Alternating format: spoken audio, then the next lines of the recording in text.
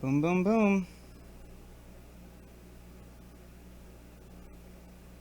All right, we should be good to go. Receiving content. We are on the stream. Come on, where's my camera at? That's what we need. Video capture device. Oh no. Ah! Turn it off. Turn it off. Try this again. Trying this again. Oh, so many capture settings. All the capture settings, everything was deleted. We had to change all the things. All right, are we live? Is the camera working this time? He said in a hopeful way. Hello, anybody who's in. I'm saying Legolas. Visiting internet friends. Give me an affirmative if you guys can hear what I'm saying right now. I would much appreciate that. Let's get this thing off its little wiggle mount. Oh. There we go.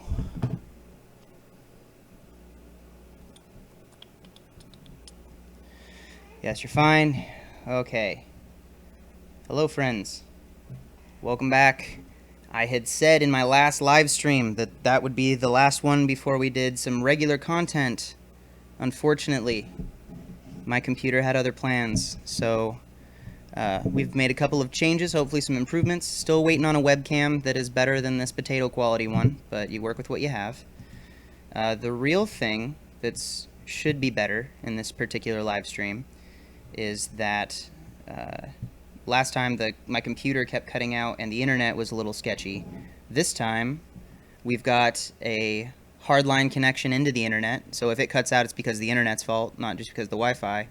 And I have about 500 gigs less clutter on my computer. It took like 72 hours to basically, as soon as I finished my last live stream, I started dumping all of the possible expendable files on my computer, and we went from like 40 gigs of open space to like 500 gigs of open space. So hopefully the OBS doesn't crash a whole bunch this time, but we're good to go. So welcome to anybody who's here. Thanks for hanging out. I know it's late, all my international friends. This one's pretty much for you guys, and let's just get into it. Pause Deads and Bench Press starting at midnight.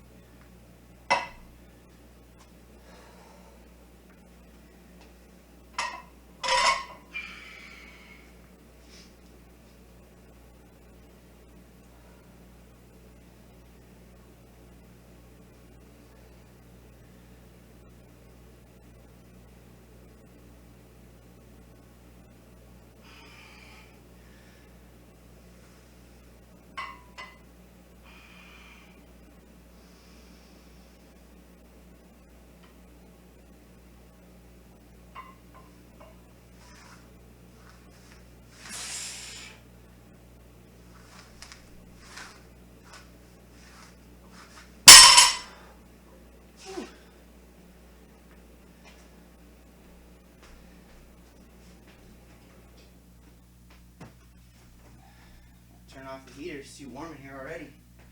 Full of biscuits.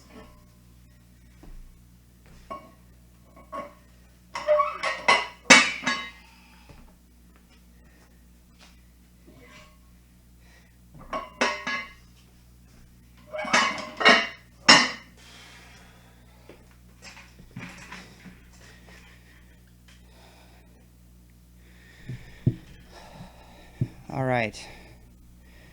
You guys here in C clear, good. Go Canes 44. Why do you make 3 a.m. videos? Trouble sleeping?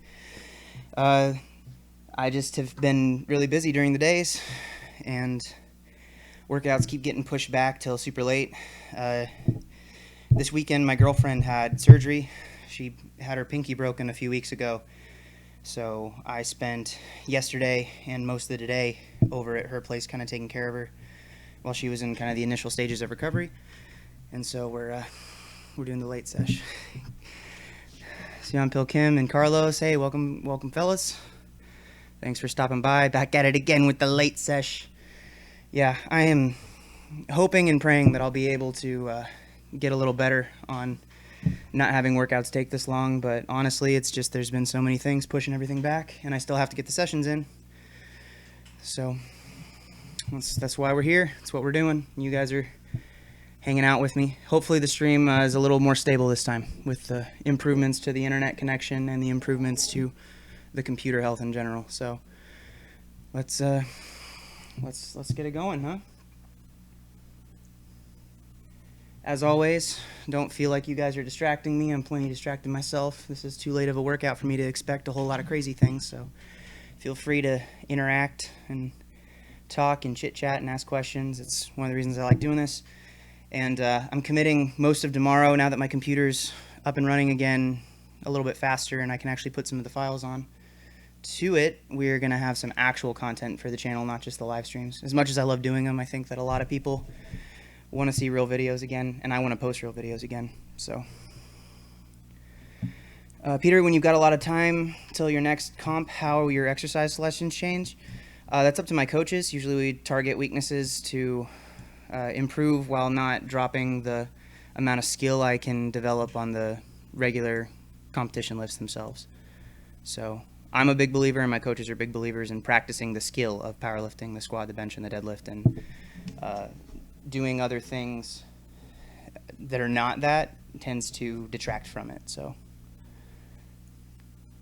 unless you have a really, really good reason to change exercise selection, then those are like the foundations of things, and then the accessories change block to block based off of whatever weakness is most prevalent at the time. That's how we structure my training, and that's how I structure my training for my athletes.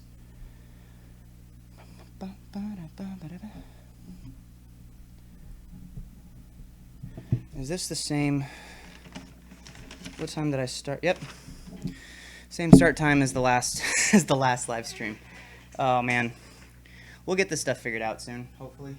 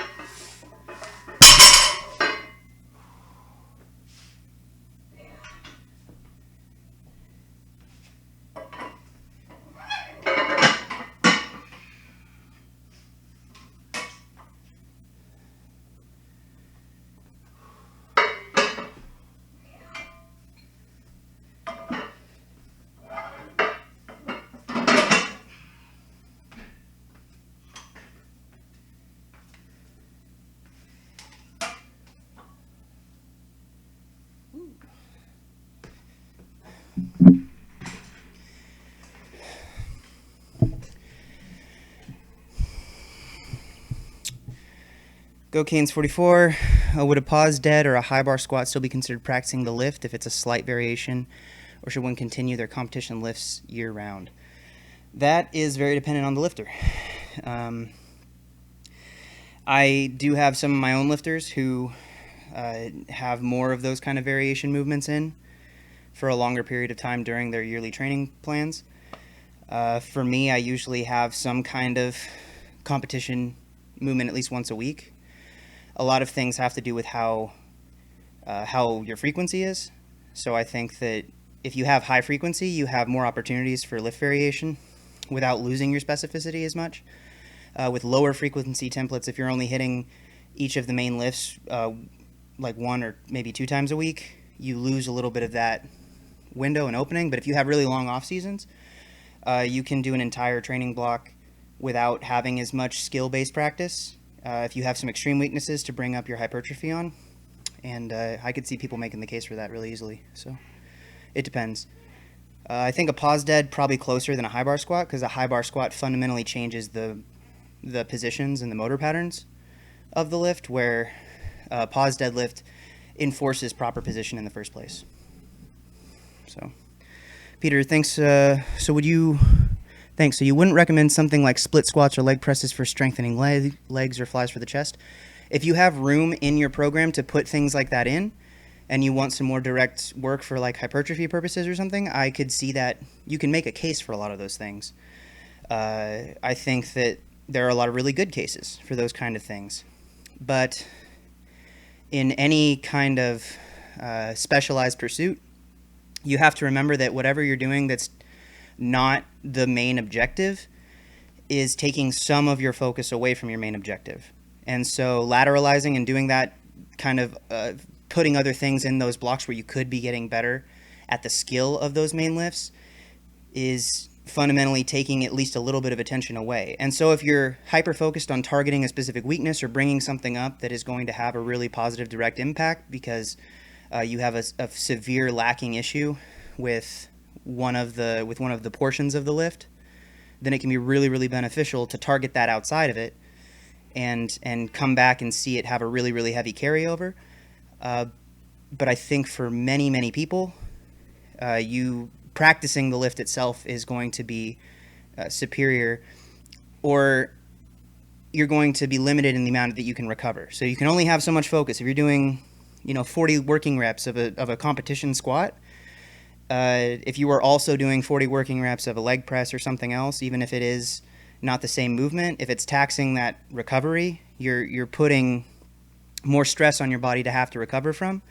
And again, I just think you have to have a really good justification for what is in your program to make up that recovery need. Because if you're spending a whole lot of extra time doing things that aren't improving your squat, your bench, or your deadlift for a competitive powerlifter, then there's gaps in your programming that could be shored up by focusing more on what your actual goal is. So a lot of it comes down to being very specific and choosing what you want to do. And a lot of people want to do more than just get really good at the squat, bench, and deadlift. A lot of them want to work on their aesthetics or body build, which is totally within your right. It doesn't make you a bad or less dedicated person. It just means that your goals are different.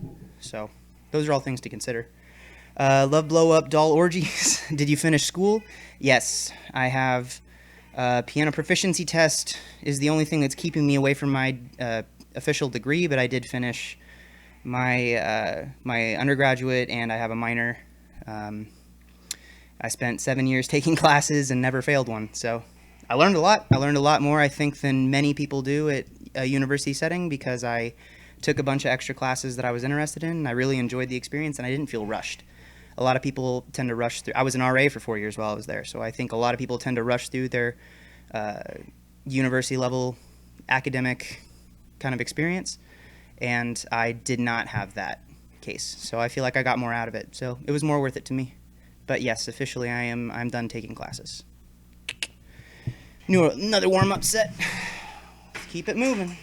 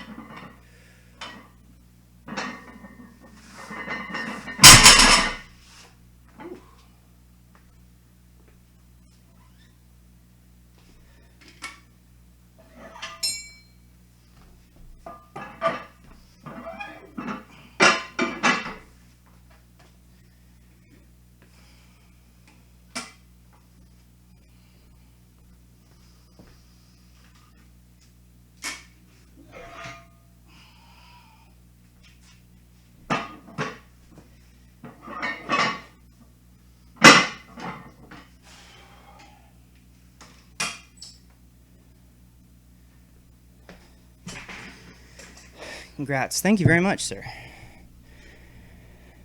Samuel, any tips on lower traps? Just found out that my left side ones are non-existent, putting me into terrible posture. Focus on your posture. Focus on upper back work directly with a lot of rows. And I think that the lower traps specifically, it's really hard to target those kind of deep musculature, but working through the range of your middle back and fighting for your posture. So whenever you sit, make sure that your shoulder blades are together and down, and just be active in trying to correct that posture. And I think just walking around like that is going to be helpful. And then whenever you're setting up for lifting, making sure that you're establishing a solid upper back position and putting a lot of intentional focus on building that strength with rows and things that are going to put those muscles through a range of motion and elevate the scapula is going to be really beneficial. So just work on it. PDBRE, hello, Ben and Chad. Hello, sir. I have seen your email, and yes, my computer's been on pretty much been on blocks for about 3 days, so my interactions have been real off, so I apologize, but I did see it, and I'll be answering you soon. Carlos, did you ever tried something like Westside Barbell Conjugate Method? If so, what are your thoughts? And if not, why you didn't try it? I used to do some conjugate style training. I trained with accommodating resistance and a lot of exercise variation and different kinds of frequencies. At the time, that was kind of the more popular way to train because I got into powerlifting when multiply and in equip lifting was far more popular than raw lifting was. I didn't have any issues with it. I just think that the things I've done since have produced better results for me and my lifters. I don't think there's anything inherently wrong with the system. I think that anytime you're doing taking a programmatic approach, it's not so much about what is the best or what's the worst program to do. It's does this program fit my needs and my focus, and does it supply the best attributes for kind of what I'm searching for as a lifter. And sometimes you can answer all those questions with yes, it applies to me and it would be worth trying. And then I think it's worth trying different things and finding out for yourself. If you're curious and you're not 100% sure whether you want to do it or not, then to try it out and view this sport and the pursuit of strength as a long-term kind of choice-filled journey. And that's how I go about it. Sam, have you ever done Wendler 531? Yes, I've done it, and I've modified it in a lot of ways. I think 531 is a solid program in that it's very bare bones and easy to adjust. So it's a good foundational structure for a lot of programming to build on top of if you need some flexibility and it fits people's lifestyle when you don't have a whole crazy amount of time to train. Because most of the time, finding the right training program for you is really about finding a program that you can fit into your life and have it be realistic and reasonable that you can actually follow through. The biggest determining factor with a lot of training programs is not necessarily volume, intensity, frequency. Those are the variables that you're adjusting. The biggest determining factor of whether or not something will work is if it's something that you can actually adhere to and stick to. So, because if you could have the world's best, most perfectly suited for you program, but if you're not able to stick to it, if you can't be consistent with it, you're not going to get any progress at all. Peter, what exercises would you recommend to add in powerlifting routine for potential strongman comps in the future that also carry over well to powerlifting? I think one of the biggest things I would recommend for people if they're trying to implement both strongman and powerlifting is to find someone who can teach you how to do the movements for strongman, like the general basic movements, like an overhead or a stone lift. There's some kind of universalities that they're testing with implements, different types of implements, but it's the same general structure for the strongman events. I think finding someone who can help kind of teach you the ropes for those kind of things is really beneficial. But I think just doing the power lifts, and usually when someone's transferring over to strongman from powerlifting, their grip and their biceps are real weak points. And so if you're looking to do it in the future, keep doing your normal stuff, heavy rows, the competition lifts, practicing conventional deadlifts if you're a sumo puller is really important because conventional is what you do in strongman. And then getting some bicep work and a lot of grip working can really be beneficial if you're planning to switch to strongman from powerlifting. and don't want to have those severe weaknesses that are going to inhibit you. Also, overhead work. So, which I don't do a whole lot. And that's one of my biggest things for not doing strongman is because I don't enjoy overhead work at all, and it hurts me, or tends to. Samuel, thanks. Having started doing rows again lately, and the pump feels awesome. I do feel it activating again this week. Yep, take it slow. Focus on full ranges of motion, full contractions, and actually stimulating the muscle in there. It doesn't matter how much you can row. If you can get way more work out of 135 done well and controlled and correctly versus doing 405 with horrible technique and no control. Jebediah, Ben, are you going to compete in Mr. Olympia? Definitely not. I am not a bodybuilder and don't aspire to be. Do I even eat? Hey, Ben, I'm currently an undergrad in science, and I find it hard to find time for training. I do train at home, same rack as you. Any tips for balancing academics and training? It's about organizing your time and prioritizing things to make the most of your circumstances and your situation. Training is something you can do very, very long term. School is something that you're generally in for a short amount of time. So a lot of the times it's less about balancing those things and more about balancing all the other stuff, right? Social life, sleep schedule, those kind of things. So I use the analogy a lot of the jar with rocks, pebbles, sand, and water. The idea where a professor would stand up in the beginning of class and fill a jar with rocks, giant, big old rocks, and say, "Is the jar full?" The answer would be yes, the jar's full. And then pull out the pebbles, put them in, they go through the cracks and start to fill things up more. And then he says, "Is the jar full now?" And they say yes, puts in the sand, fills up a little bit more. "Is the jar full now?" Yes, and then puts in the water. And to prioritize the big things that are important to you in your life as the big rocks. Those have to go in the jar first, because if you start filling it with sand first, you start to put in all this other stuff, time watching TV, skimming on the internet, social media, doing other things that are not moving you towards your goals. Trying to put the big rocks in afterwards, it's going to overflow and you're not going to be able to handle it. But prioritizing, you can do the same amount of stuff, but organizing your day a little better tends to be better. And I'm a very terrible example of this right now because I'm doing a workout at midnight when I should have been. Granted, the circumstances were extenuating, but in general, I do this more often than I should. This is a bigger part of my life. It's the bigger rock in that jar that should take a priority over a lot of other things. So that's about focus, and it's something I'm personally working on. So that's my advice. J-Cream 101, do you do cardio? If so, would you recommend it for someone who's powerlifting, and how many times a week? I don't do specific cardio, largely because I'm still moving up a weight class. So those calories are super valuable to me at the moment. If you were going to do it, I would recommend low intensity steady state cardio for actual cardiovascular benefits, or for weight loss. And then if you wanted to do conditioning, I think it can be beneficial, but I usually get most of my conditioning through higher rep sets that are relatively specific to the lifts that I'm doing. Strongman events are very good for cardio, doing things like yoke walks or farmer's walks or drags, things like that put you in that higher aerobic intensity can be very beneficial. So that's what I would recommend if your cardio is a real limiting factor, maybe some sled drags or tire flips or something that you're generally pretty safe. You're not going to mess yourself up too bad, but you can get a little bit of an elevated heart rate so that you stay healthier. Tom, hi Ben. Hello, sir. Okay. GoCans44, do you work on grip or neck training individually? I do work on grip training individually. I don't do much for my neck. Maybe it's why I have such a chicken neck. And J-Cream 101, thoughts on RPE-based programming? I think it's a solid thing. Some of my lifters I use it with. I personally prefer percentage-based training for my own stuff, just because I'm terrible at rating my RPEs, usually because we have to train at lower RPE ranges for my stuff, or else I beat my joints up really bad.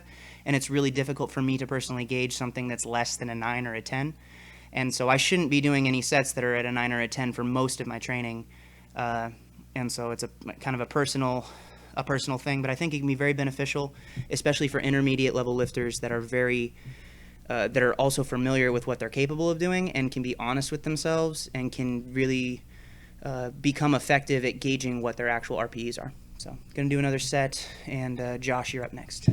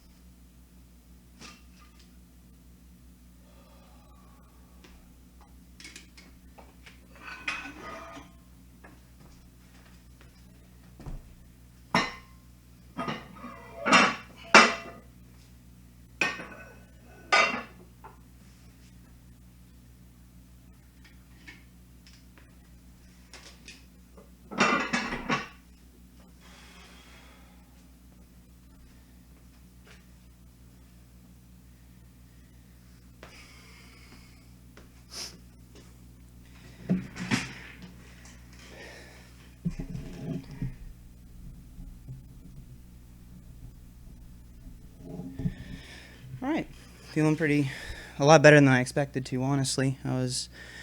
Woke up a little bit run down, and it is a pretty darn late start to the session. So, Joshua Hippenstein, tips on getting through a plateau. Stick with it. Try a few different things. Use it as an opportunity to work on your mental resilience, because once you do break through that plateau, it's going to feel really good, and you can look back on those moments when you have future moments of struggle, when you can look back and refer to those of, if you're coming back from an injury or something, saying, well, I got stuck at this weight for such a long time, and take it so it's, try to use what you can. Use everything that can benefit you. That includes the negative feelings that are associated with hitting a plateau, of celebrating that there's something, you've gotten good enough at something that now you have to change what you're doing, or you have to work a little harder. You have to find a way around this sticking point that allows you to grow more as a person and to kind of challenge you in a different way, because you will be stronger afterwards, not just physically, but mentally.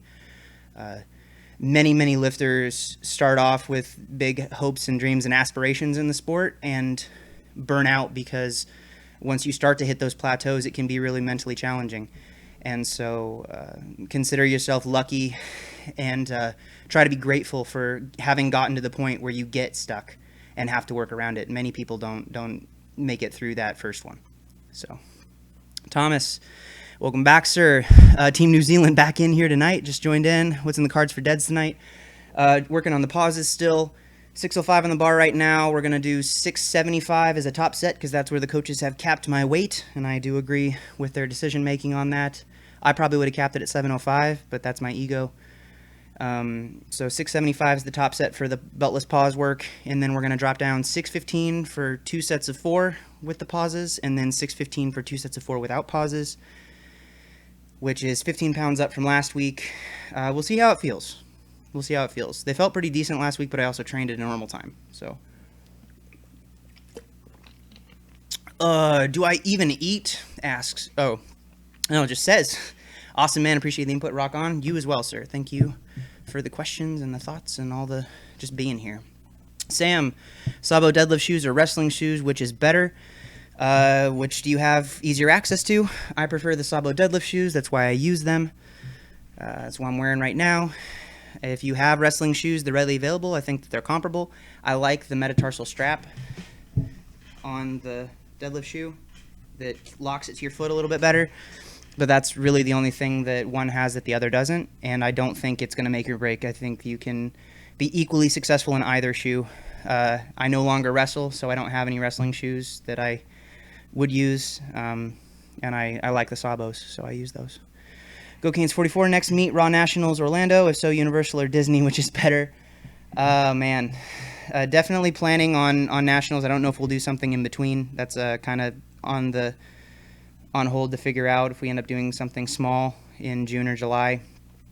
And I don't have a preference between those. I'm not big on touristy type things. I've been to Disney World and to Disneyland in my lifetime, and I don't think that I think for some people they're amazing experiences, and I'm not the kind of person who gets as much joy from that, usually because it takes away from the things that I prefer to do instead. So I'm a weird guy, I guess. Peter, if I squat 3 times a week, deadlift 2 times, and want to implement rows, would you do something like seal rows or bent over rows that put more pressure on the low back but can have better carryover? I squat twice a week, deadlift twice a week, bench 4 days a week, and I row 3 out of my 4 training sessions. I do. Yeah, I mean, it really depends on how quickly your back can recover. If you're doing that much and that much intensity, I think that doing something... seal rows don't put a whole lot of pressure on your lower back, right? They take all the pressure off your lower back by being chest supported.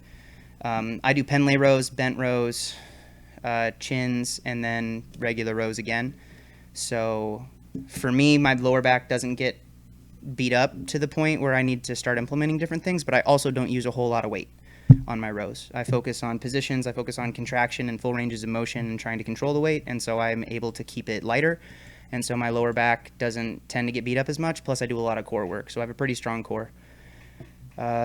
With most things like that, it really depends on the lifter and your ability to overcome things. If you're rowing a lot and it's negatively affecting your recovery for your main lifts, then I would be very careful on how you implement it. And just remember what your priorities are. Your priority should be training the lifts that are important, and then everything else is secondary to that. And you can target specific weaknesses with your secondary focuses, but make sure that they don't become the main focus. If powerlifting is your goal. If you're trying to get swole, then you can have a little bit more room to play with that. Thomas, awesome, bro. Should be good. Just moved to 105 yourself. Was a great time. Oh, fluffy strong. Yeah, it's been a little bit of a process for me. I tend to feel gross anything over 220. I just start to kind of be a little, and I just think that's my body likes to be 220. Anything above that is a bit of a struggle just with how I am feeling. So I'm spending some time in this mid-range to kind of like let myself adjust so that I'm not trying to go from 205 straight to 231. So I'm giving myself a 2-year process. I think my coaches want me to go a little faster than that, but I think we can meet somewhere in the middle, and I am by being 220. All right, start filming these with the real camera. Fun fact to anybody who misses the regular content, like I myself do, I've got about 80 videos on this camera, and I've got about 30 videos on this other camera that are all going to be on my computer tomorrow since I now have room to put them on. And I'm planning on editing a few videos. Goal is to have a fresh actual content video up, not just these live streams, but like one a day for the next 7 days, and try to hold myself to that, because the computer issues really did throw off my video upload frequency. And as much as I do love the live streams, I like posting real videos too, especially that are higher quality in terms of the visual, because my computer's webcam is not super great. We'll see. Not everybody can just sit through a pre-recorded live stream for 3 or 4 hours like I can with people that I like to watch, but I can understand and respect that. Sam kept opinion on smelling salts during training. I don't use smelling salts for training or for competitions. I'm a big proponent of working on mindfulness through meditation and practice, and I think a lot of people tend to try and that'd be a general statement that I don't really feel confident making. I have personally used smelling salts in the past, not in a training environment, and didn't feel like it would positively help me with my approach to lifting. Some people, like, if you like it and it works for you, then use it. I don't see the appeal personally. I try to focus myself internally as opposed to using external means, and I would be very hesitant to add something in that I would potentially become dependent on. I don't want to only be able to compete if I have smelling salts and feel a negative effect to my performance with having to use them, but yeah, that's it. So Thomas felt the same kind of way moving up, feeling comfortable at 105. Now definitely took a few months of being at this weight though. Yeah, I'm feeling more comfy at the 220, low 220 range. That last 11 pounds though is where I'm nervous things are gonna get real. I don't want to be sloppy. I don't want to get there in over the course of like 6 or 8 months and not feel good at the weight. I want to feel good at the weight, and I'm not in a rush. I've been doing this a long time. I don't mind doing it longer, and if it takes me 2 years to get into the class and feel comfortable and I can perform better than if I got up there and then got stuck at the weight and had to worry about being like in a deficit, then I'd be more concerned. Boxer Ross, hey mate, just checking in, really digging these streams. I'm really digging doing them, man. I just, definitely excited to get back to actually posting videos, and I was really hoping to do it on Wednesday, and my computer ran this program. It's called C Drive Cleaner. I have a lot of extra files on my computer, and it was actually bugged and making ghost files. So every time I would upload a video or download a video or anything, it would make temporary files and save those too. So I went through 900, like almost 1,000 gigs of memory and only had like 20 gigs left. And then after 3 days of running this software, it actually cleaned up a lot of the space. So now I have 400, 500 gigs of storage space available. So I think that's why the stream kept crashing on Tuesday, was because my computer was chugging along so slowly. I'm going to do another set here at 6:05, and then we'll come back and get some more questions. It's pretty late at night, so I want to make sure that I'm not getting myself too off off track.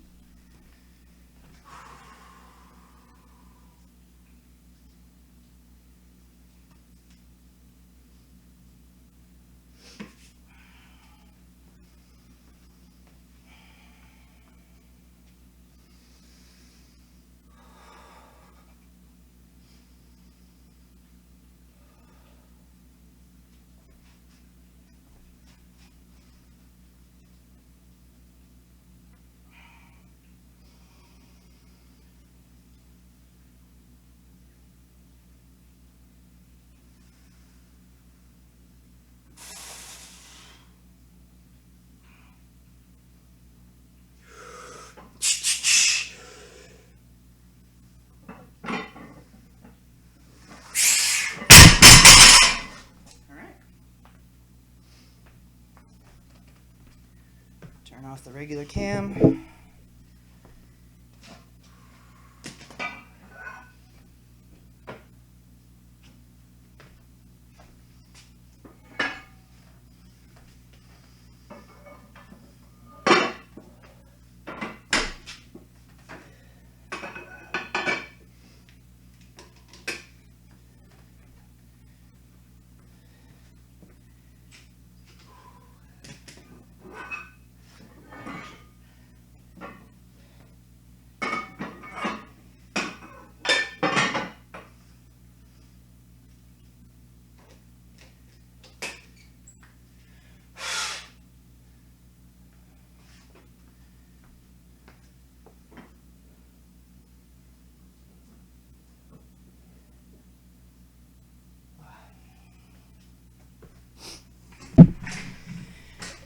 Didn't feel too bad at all. Last week's 605 warm-up set felt pretty horrendous.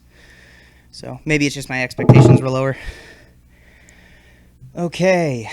Do I even eat? Asks one other question I have for you is how you treat your CNS recovery. When working up to heavy sets, I find they take a lot out of me, especially for the rest of the session. Thoughts? My CNS is pretty conditioned in terms of relative loads. But I also do not train with really, really close to maximal loads anymore.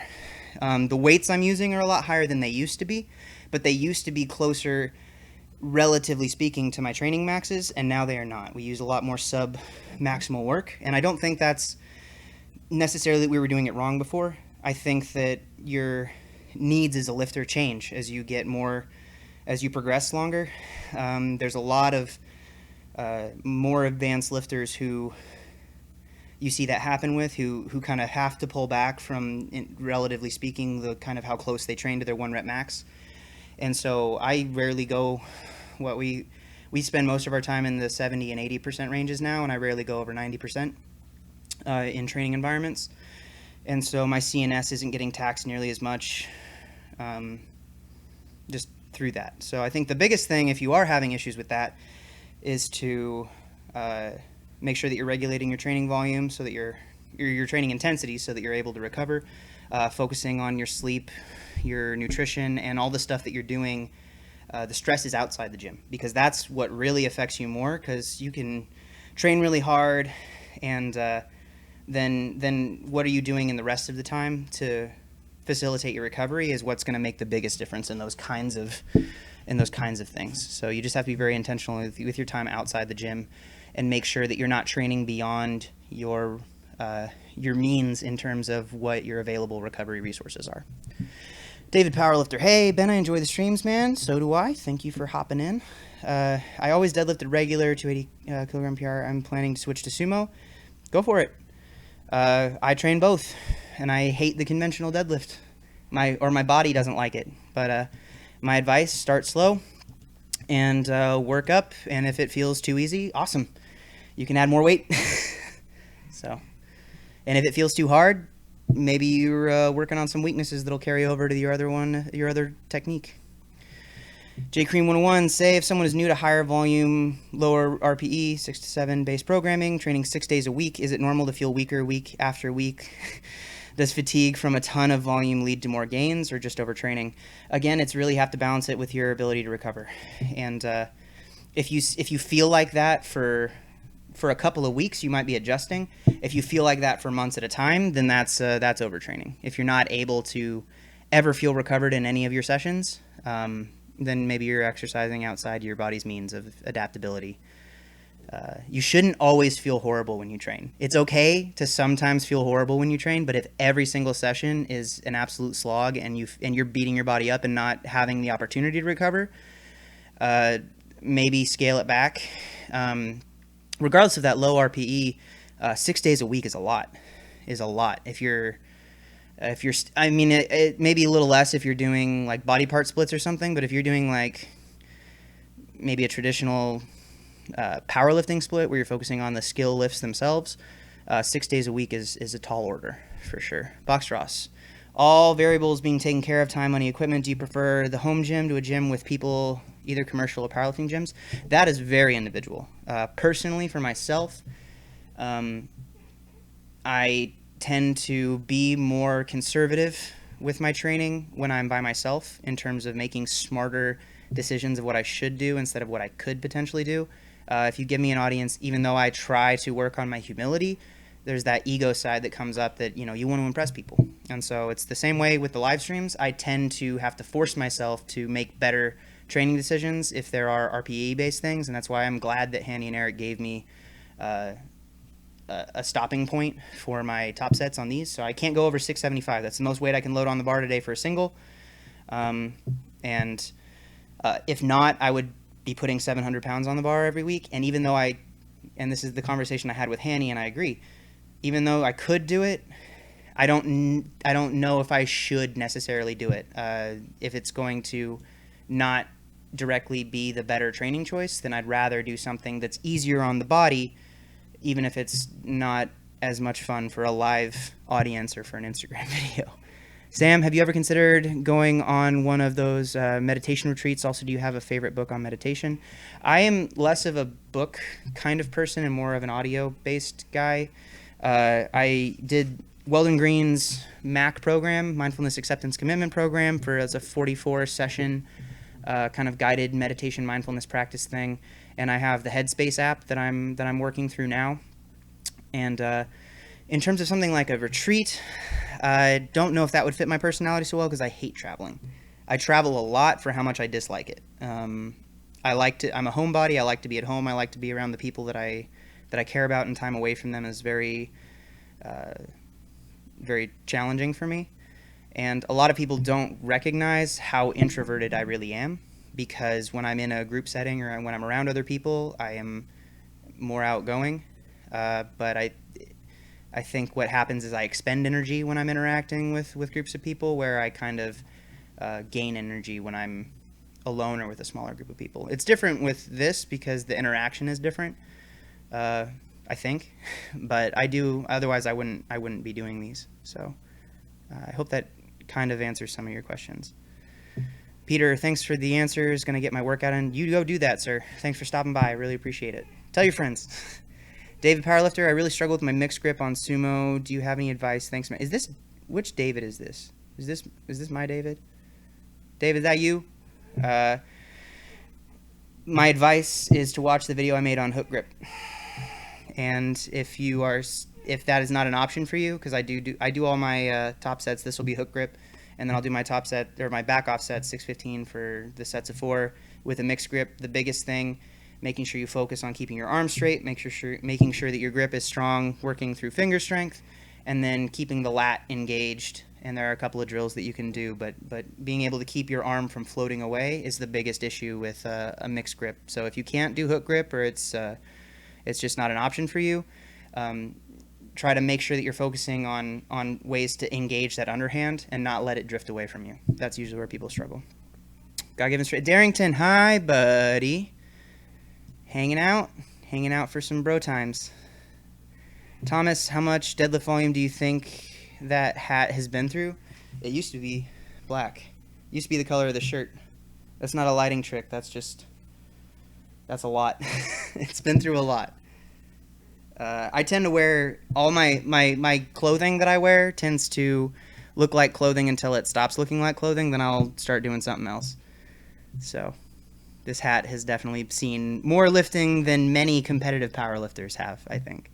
J. Cream, ever get scared of being possessed by a transgender demon while meditating because your mind is blank in an exposed state? No, man, because I'm a hashtag demon fighter, so I welcome the challenge of whatever abnormality tends to enter my thought banks. James, hi Ben. What is your thought on keto diet and strength training at the same time? In the past, the small experience I had with, I wouldn't classify it as keto based because I was still having enough carbs that I don't think I was ever in ketosis.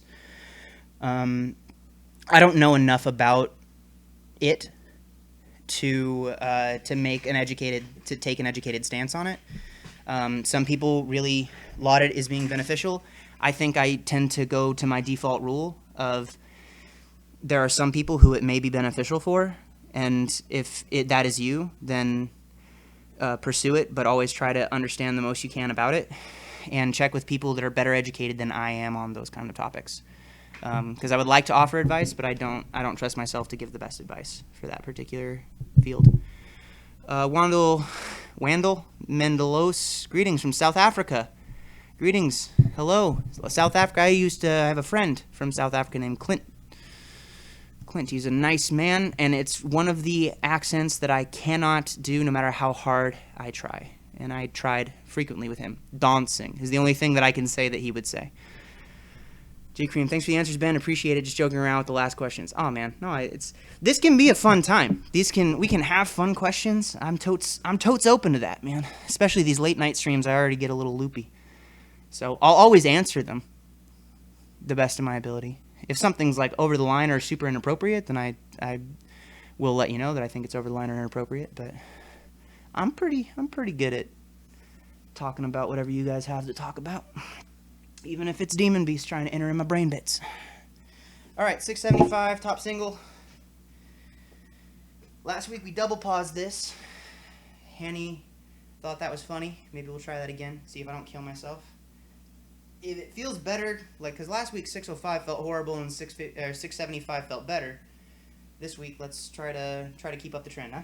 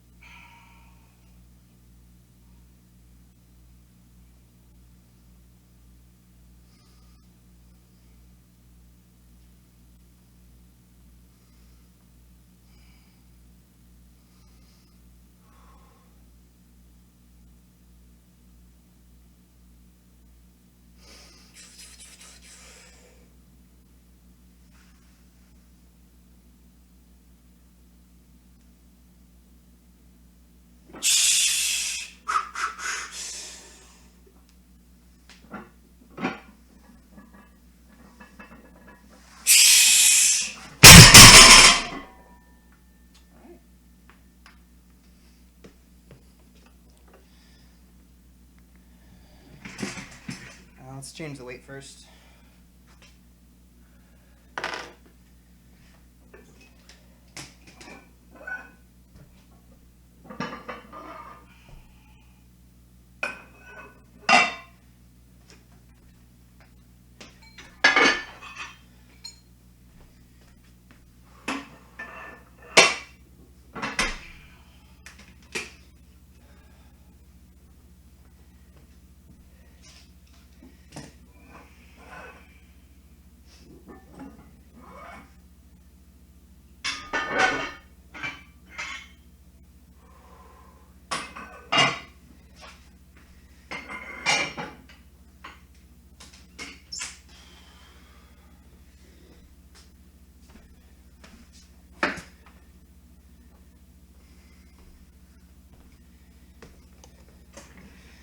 think one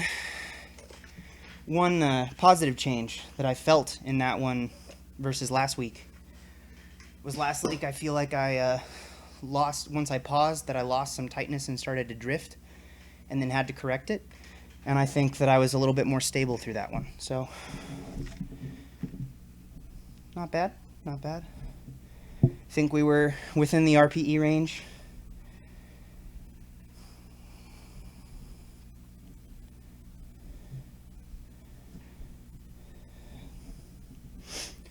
Better stability than last week.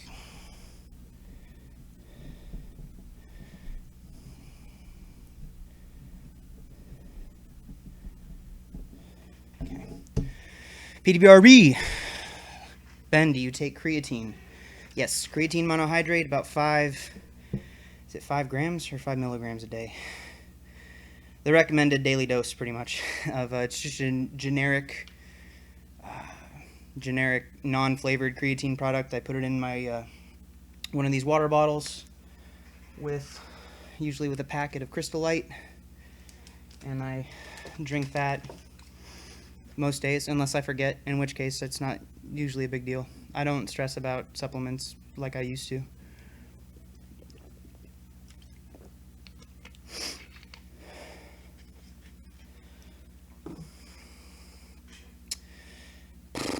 Oh boy. Yeah, feeling good. Feeling better than I have any right to feel at midnight after a long week with lots of driving and traveling and not really knowing what my situation would be with the training. So we've got 615 on the bar now, 2 sets of 4 pause, then 2 sets of 4 without the pause. We're going to switch to the over-under grip, so I need to make sure that I'm really focusing on that lat engagement on the underhand, because I do have the tendency to float, and my underhand is my mixed grip is always worse and will always be worse than a hook grip. I just think it's more efficient, but I refuse to use straps, and so training my back off work would be pretty rough on the thumbs if I did the other 16 working reps in this workout with the hook grip. No more questions? Man, you guys must be I'm giving out all the info for free. You guys aren't having any reason to come back, I guess. That's okay. We'll just hang out. You guys can just watch me breathe heavily until the next set. Probably better to just do the set, I guess.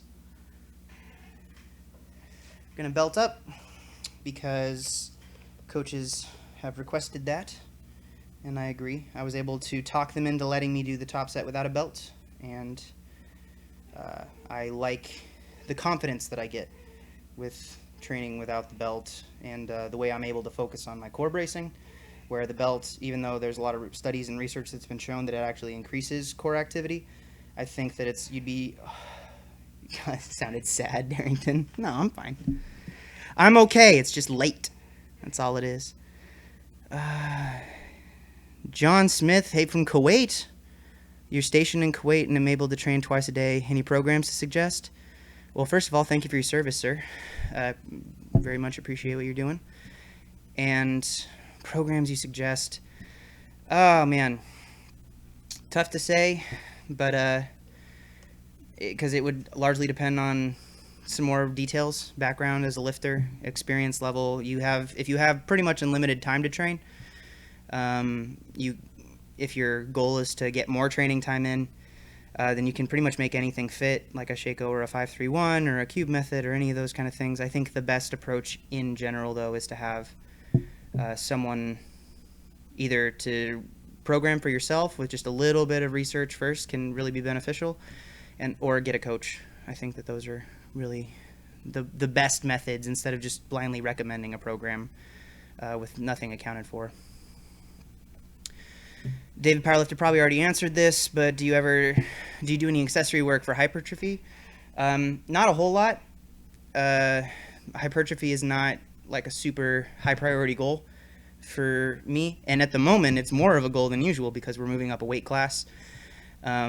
Usually my biggest accessory work is going to be upper back direct training with rows, pull-ups, things like that, and then some direct arm work, biceps specifically to help counteract some elbow tendonitis that can be built up, tricep work for my lockouts. In the past, I used to do a lot more. I used to do a lot of like further away from the exercises, from the core lifts themselves.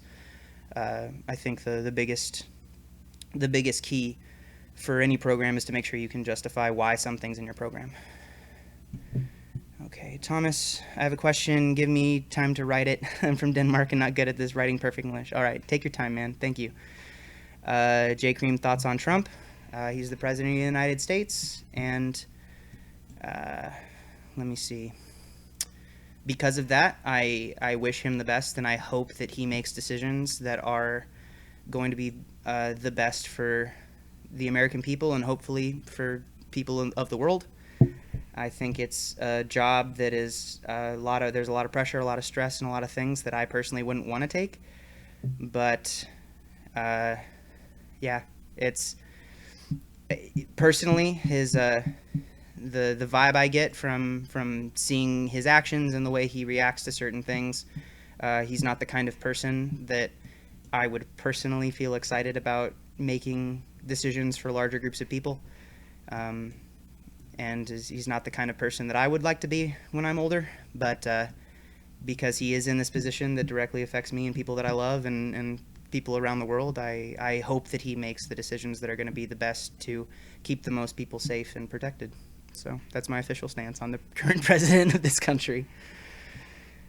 Genos Lions. I know you from Garrett. Watching this makes me want to train. I'll have to wait till the morning. Good night and God bless. God bless you, brother. Thank you for stopping by. Appreciate it. I'm hopefully going to be doing these more during the day and not so late at night, but I do appreciate the little crew we've got going right now. James Mark, man, where to learn programming, any book names or any tips? Check out Izzy Narvaez's channel, Powerlifting to Win. He's got some good stuff. Greg Knuckles is a great resource. Eric Helms from 3D Muscle Journey is a great resource. Dr. Mike Israetel from the Renaissance periodization systems are great resources. Those are anything they've written or articles or books, check those out. I think you will be greatly benefited. And many of them have videos that are explaining things too that really are helpful.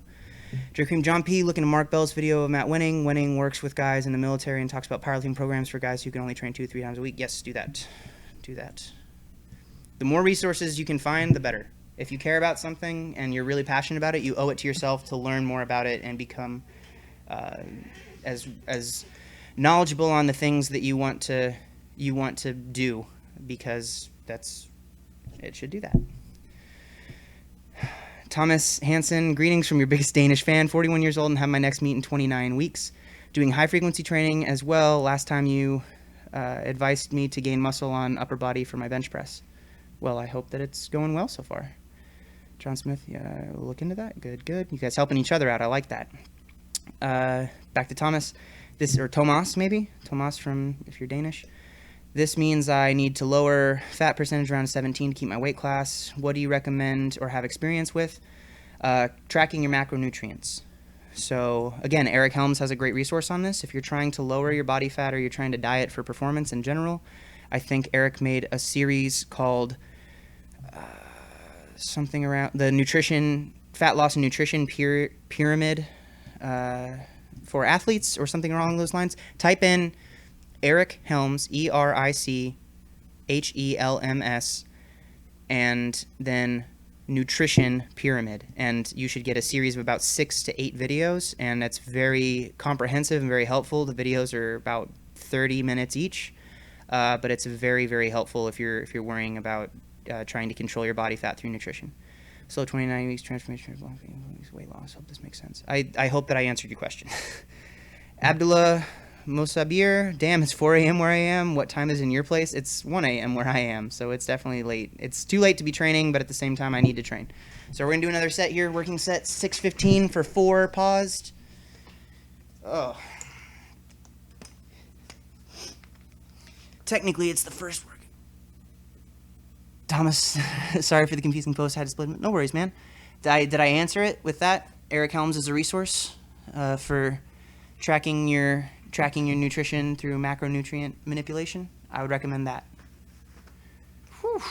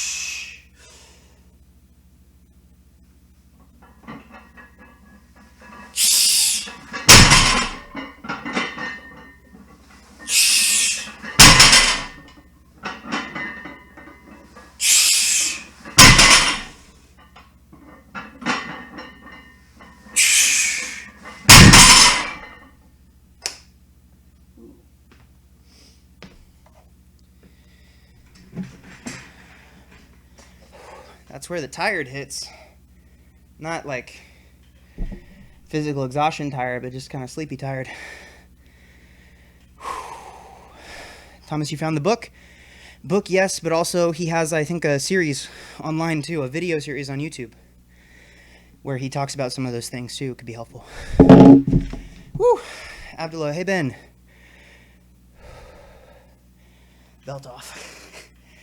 Oh, chubby Ben is chubby. Jermaine, what's up, brother? Welcome back. Ben, Abdullah says, do you ever worry about dropping plates on your toes during sumo? Personally, no, but I've seen it done. Any tips to avoid that? It's annoying to have that in your mind as well as doing the lifts. Yep. Just step one, don't let go of the bar at the top. Have some semblance of control on the way down, just so you can kind of track it through space. And I see a lot of lifters, when they're coming down, allow their feet to rotate in a little bit. So they might, if they're way out here, you get up, when you come down, they just kind of rotate their feet in and then reset every rep. If it's something that's really causing you issues, especially if it's mental issues and it's really getting in there, you can implement things like that to try and break it up so that it's less likely it's going to happen. But it's happened to a lot of lifters. Johnny Candido at Worlds a couple years ago dropped the plate on his foot, broke his toe. So, ooh. And he doesn't have particularly long legs. He just had a really wide sumo stance and a lot of groin mobility. David, you're from Italy, so you're watching me at 10 a.m. It's great for you. Well, I'm happy that I think my goal in the future, because I do plan on making real videos again, is to post videos as frequently as I'm able and do maybe one like training live stream a week and then maybe like a hangout live stream or something a little bit later for some of my international friends so we can hang out too. But we'll see. It's great for you. Any option for squatting with bad knees? Next meet in 6 weeks. Haven't squatted since 4 weeks ago. Oh boy. That's tough. My usual go-to when someone asks a question that's specific and mobility related that I don't have, that I don't feel confident in giving the best answer that is like time sensitive. If you need to have this figured out quickly, watch every video Kelly Starrett on Mobility WOD has ever made about knees. And look into videos or resources where you copy paste the name of your condition and put that into the title next to mobilization or knee fix or something like that, and keep searching. I've had some knee issues, but nothing that's ever been too ridiculously serious. Most of the things that I would recommend are really like getting into your glutes and taking as much load off the quads as possible from like a low bar squat, not having, God-given strength, aka Darrington. Donnie Thompson's a good resource. I think actually Chris Duffin probably has some stuff out there. And I say that because Darrington works at the Kabuki Strength Lab with Chris Duffin. Jermaine, what would you say is more important during a squat? Keeping your back really tight, arching, focusing more on keeping your core tight? And what would you say is the best core accessory?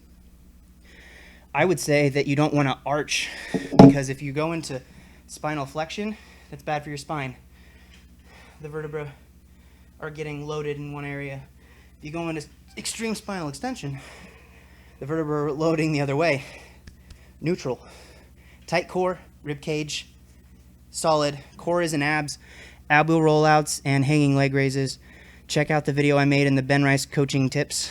The first episode was about core training for powerlifters and how to do those movements to work specifically on your core strength and to keep the spine neutral and to keep the entire system from getting too far in one or the other direction.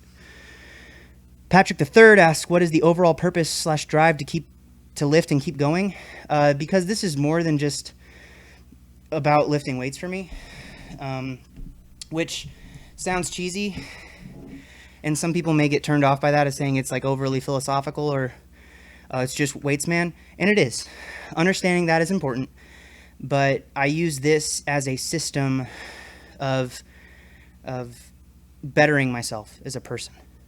So I think that the biggest thing is that I love setting goals and working really hard to reach them and encountering obstacles that I'm able to overcome or have to work around. I think that's really beneficial just as a person. And strength training is a really good parallel to a lot of the things that I want to accomplish in my life.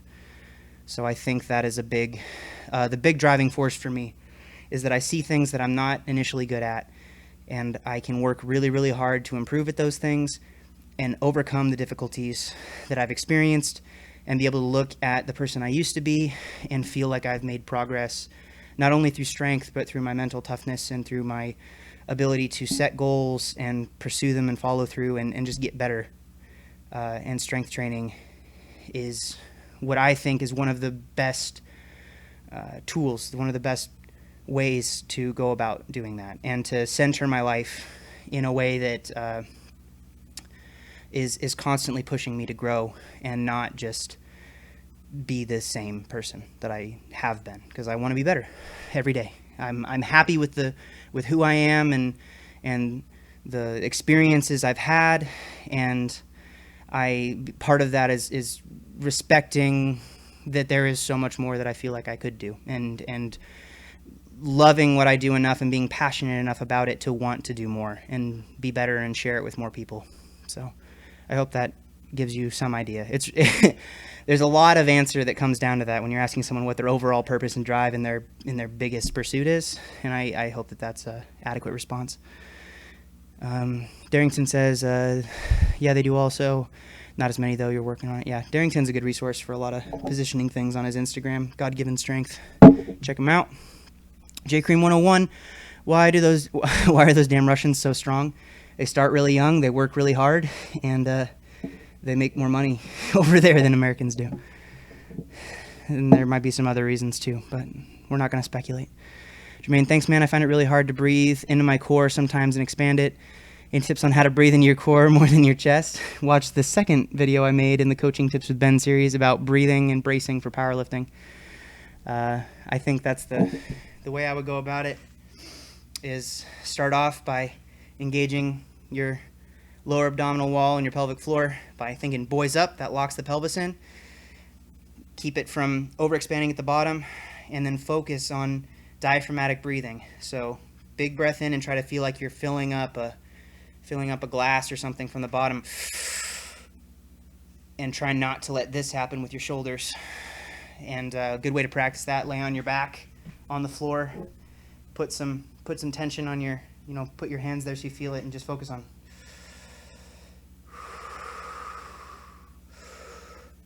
And then use your belt when you're wearing a belt to breathe into it and try to expand and feel that full circumferential expansion. It takes practice. It's much harder to do initially and to feel that way, but I think there's other good resources. Again, Chris Duffin has a good one. Chad Wesley Smith has like a 30-minute video on diaphragmatic breathing and how to set it up. So check out those resources, and I think you'll find it really beneficial, as well as my video on that topic. I think I did a decent job. Joel, how many years have you been powerlifting for? Physical training for 17, since I started when I was 10. Powerlifting, I think my first official powerlifting competition was in 2005, late 2005, early 2006. So, started when I was 10, doing general fitness, lifting things, my attempt to be more athletic and bodybuilding, and then switched to like powerlifting as the main focus in 2005. Boo. Which is why I talk like I'm way older than I am when it comes to these topics. Normally, as someone who's 27 years old and talking like they know everything, which I don't, but I've messed up a lot of things along the road and learned a lot of lessons that way. So I hope to remain a decent resource. Another set. Huzzah.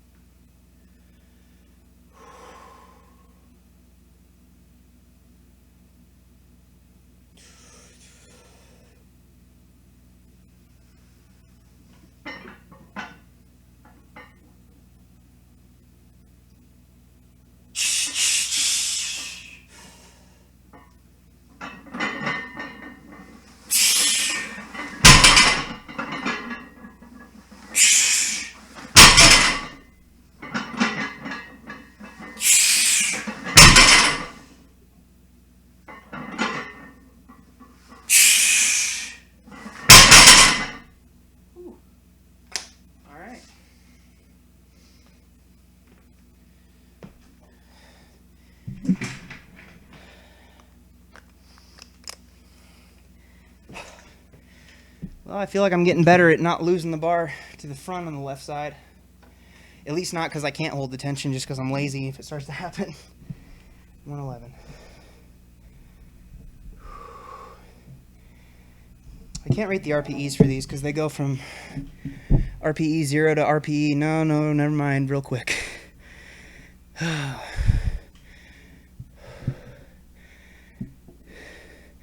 Jermaine, apparently you missed a whole series of amazing vids. I don't know if they're amazing, but I hope that they're informative at least. I want to do more with that series. I feel like I got back into my groove right before my computer, well, right before the move, and then the computer, and all sorts of stuff.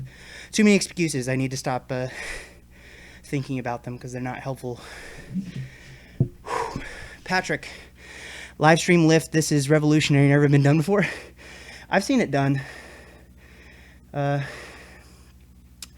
think it's more unique than like a gameplay stream, but it definitely, I'm not the first. I'm not the first. Gunther. You see that? I got the umlaut. Boom. I took diction as a singer. Hey, Ben. Finally caught you on this live stream. A year-long fellow German fan. Supporter. Guten Tag. Just wanted to tell you I appreciate all you're doing and wish you the best. Thank you so much, man. Greatly appreciate that. And like I keep saying, I really am going to. Tomorrow is the day. I would say I'm going to do it tonight, but I need to sleep after this workout. Tomorrow we need a whole bunch of stuff. Georgios, hello, sir. What do you think about conditioning with weights on off days? I get really fat and I hate running. Ooh, do you have any recommendations? Greeting from Greece. Yes, actually the guys from Westside, they do a lot of GPP type stuff, things like sled drags, doing some strongman things, farmer's walks, things like that can be really beneficial. And it's a little less lower impact on the knees and hips. You still get some stuff going. Another great one, I think, if you're trying to get more conditioning on your off days or even after sessions, not before sessions, after sessions. Maybe like a Concept 2 rower. Rowing machines are great to keep yourself loose, but also get some upper back work and cardiovascular improvement as well. Patrick, monster. Oh, man. Just try my best. Darrington, you need to tell Hanny to give you some pause deads. You have an issue trying to accelerate during the freaking lift. Biggest cue, Darrington, because you're really good at that first position, that initial pull. As soon as you clear the deck, think faster, faster, faster, faster. It's not about pulling fast at the start. It's about focusing and actively trying to move it faster every inch after you've cleared the deck. Because I think that there's the false equivalency of like starting fast means you're going to finish fast versus the patience of a sumo pull in a good position. But if you start the lift like you always do, and then just imagine someone's in front of you going fast, fast, fast, fast, fast after you've already cleared that initial spot, it's really difficult to lose your positioning once you've cleared the bar off the ground in good position, and then you can just focus on accelerating up. Pause deads or not. The thing about the pause dead that's really helpful is it forces you to stay slow at the start and then accelerate when you need to. So it's good to separate that out, to remind yourself of that. But you don't need to pause to have the same feeling. Think of it like an alternating tempo rep, where the first inch of the movement is a tempo rep and then it's a speed rep. That's how I go about it. Greetings from Scotland. Hello, Sean. Thank you. Darrington did it this week. Actually, your last set, though. Yeah, do it on all your sets. It's best to practice it on your warm-up sets, man, because that's where you have the most time to actually practice the movement with as little breakdown due to fatigue. And if I know Hanny and I know you and I know me, we get fatigued real fast because he hates us with his love. Gunther, what are your thoughts on shoulder position relative to the bar on deadlift? Some guys like cueing sitting your upper body and shoulders back before you pull. Others say shoulders slightly in front of the bar. Shoulder, this part, your arm should be straight, the bar should be in the middle of your foot, and the bar should move straight up. If you're in front of it, your arm is going to pull away from you. If you're behind it, you can't actually pull and clear the floor. It should be a straight line from this line of your shoulder, from the insertion point, should be straight down to where the bar is. That's where you pull from. No matter who it is. Even if you're from all types of pulls, all types of pullers and just about everybody who lifts, if you watch where their shoulder position is at the moment the bar is actually clearing the floor, even if they start back here and roll forward, or if they roll the bar into themselves, the bar comes to where the back of the shoulder meets because it's a straight line down, and anything in front or behind that, the bar either can't clear your knees or it's going to be so far away it's going to pull you out of position. So that's my answer for that. I hope that it was cogent enough and I'm not over or under explaining it. Joel, what's the number one tip you'd give to someone who's interested in powerlifting? Make sure you're doing it because it's something you want to do. You can't do this for the money. You can't do this for the girls. You can't do this for the boys if that's your thing. You have to do it because it's something that gives you fulfillment. And if you love something, then you owe it to yourself to work really hard on it and to be patient with it and to be understanding if it's not always going as fast as you want it to. Because the thing that we all share, the biggest consistency across all lifters is eventually you go from feeling great about it the entire time to hitting a point where it's going to challenge you in a different way. Mentally or physically, you're going to hit a wall, and then overcoming that is a part of the journey, and it's a necessary part of the journey, and it's a part of the growth that happens. If the entire thing from start to finish is easy for you, you will never appreciate it as much. That appreciation comes in the times of difficulty. The shape of the struggles will paint the feelings of success. And so just endure the hard parts, recognizing that they are temporary and they are necessary, and the successes you feel should fuel you, but becoming a better person through this is the thing that's going to keep you in it the longest. So I guess that's my biggest tip. Daring says, you try it on all sets, then I stop thinking after the setup. Keep thinking. Why do you stop thinking? You shouldn't stop thinking. You're too smart to stop thinking, D. And now, you used to not lock out your lifts, and now you do. Look at that. You're thinking about something. Giorgio says, thank you, Ben. I'll give it a try. I really like the streams. Keep them coming. Really appreciate your videos over the years. I learn a lot. Appreciate that, man. I love these streams. I don't know if they're always the smartest thing for me to do, but I really do enjoy the kind of the community we have, even with a smaller viewership or whatever. I just enjoy you guys coming to hang out with me, and I want to make them more of an implementation in the channel without becoming the channel. I think that's another big challenge, because it's easier for me to do these than to sit down and edit videos. Granted, I keep also saying my computer's been wonked. It's not wonked that it's working. You guys are seeing me on my computer through my computer, but now I have enough memory to actually take the videos off the cameras, because I film all these sets. If you guys see, excuse me, let me reach over to this little thing. This is a remote. I have my GoPro set up right there. So I'm filming every single one of these sets that I do, whether I'm streaming or not. Now that I have the opportunity to actually start working on my computer again and having those save files not eating up all of my memory space, I need to just follow through and actually continue making that content. And not just default because this is the, I guess, less intensive thing. I don't know. I think maybe it's still hard, but for some people I could imagine this being very difficult. But this is a very comfortable environment for me to share this stuff with you guys.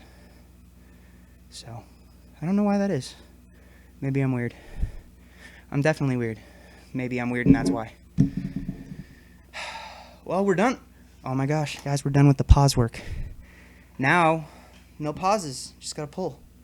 Just gotta pull. Gotta pull and remember not to pause it. And not slow down too much. 2 more sets here. At this weight. And then on to the bench pressing, which is why I know you guys are all here, because I'm such a bench press master. Darrington, stop laughing at that. I know you are.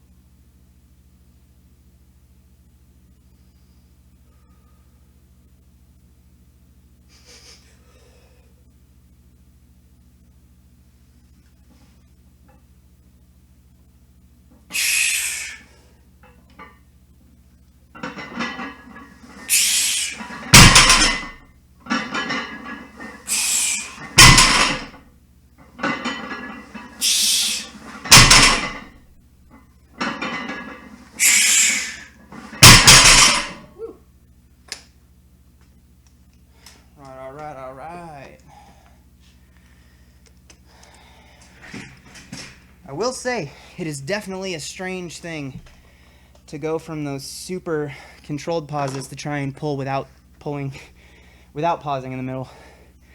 It's good for you, though. You're always laughing at me, though, Darrington. That's fair. Because I'm hilarious and adorable. And I'm going to come down to Oregon. We're going to hold hands. And I'm bigger than you now, so probably strong enough to hold on. Boom. For anybody who doesn't know, Darrington is not a fan of unnecessary personal contact. So it takes a very special kind of individual to hold that hand without getting cut. And I'm going to try to be up to the challenge, my friend. In a totally platonic, heteronormative way. Gunther says, have you ever had problems with procrastination? Yes, I have severe ADHD.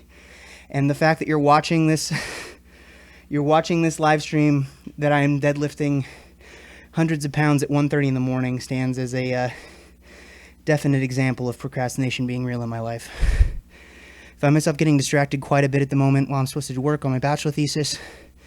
Any tips or thoughts? Practice mentalism or mindfulness and practice meditation. And then try to organize your day in a way that puts the most important things you have to work on earlier in the day when you have the most access to focus, and give yourself set goals with set deadlines. Personally, and I watched a TED Talks about this, so don't think that this is all my own metaphor coming out, because it's definitely borrowed. But one way to think about procrastination that helps you to visualize it and try to understand why it happens is to think of yourself as when you start to sit down to work on something, a task, you have two things that are happening. You have the logical part of yourself that's thinking, I need to get this done, it's necessary, and it's something that deserves my focus and time. That's your higher self. And then you have your emotional self. You have something that this particular person giving the talk called their instant gratification monkey. Imagining that your emotional self and these internal feelings that you're having constantly are some other being that is more interested in instant gratification and self-satisfaction in this moment. And that's the kind of thing that tells you that not to worry about that other stuff, you can get to it later, but I'm really interested in watching this YouTube video or watching TV, scrolling on Netflix, making myself a sandwich, all these things. And it's more dangerous when you're justifying things that you eventually need to do but aren't as important as what you deem to be the biggest priority in terms of what you should be doing. And the way that procrastination works is we constantly default if we have the ability to push back that deadline. If it's a fluid deadline or it's something that isn't hard set in stone, we'll keep giving into that kind of lower self and saying, we'll get to that eventually, and you keep kind of giving into the personal instant gratification feelings. But then what happens is that deadline comes up, and there's this thing that the person giving the example called the anxiety monster. And having the anxiety of having a hard deadline in place is the only thing for some people that can scare that monkey off so that the logical self can get in there and do some work. And that's why a lot of people, if you're successful procrastinating, because I'm very good at procrastinating.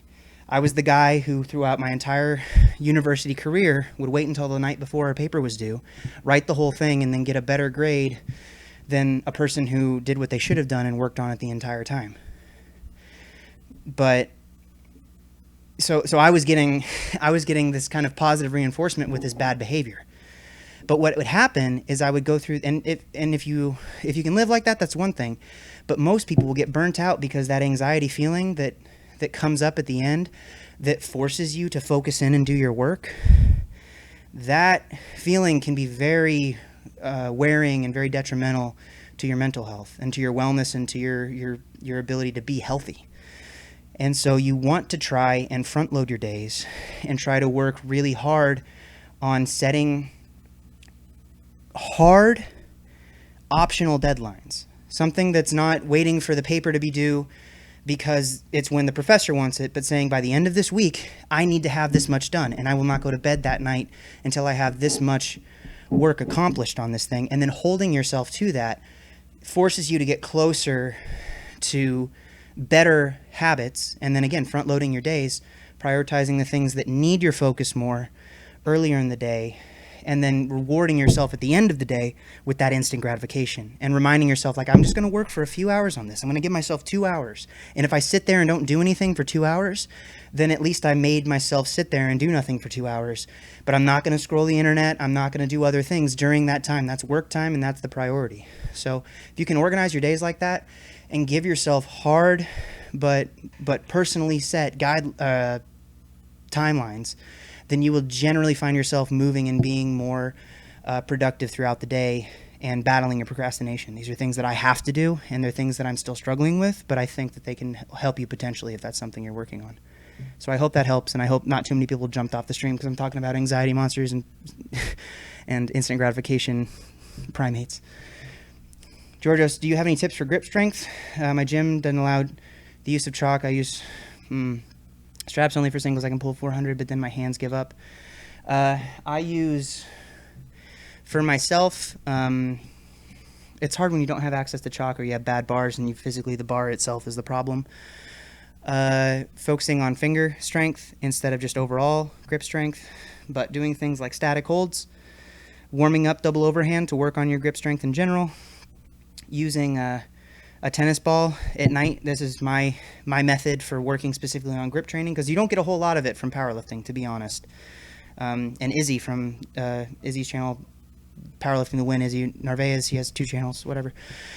He made a really good post about working your grip, the musculature associated with improving your grip through full ranges of motion with contractions and extensions. And I like to use a tennis ball or a lacrosse ball, focus on 100 squeezes with every finger every night if I'm having a grip problem, and I encourage other people to try that.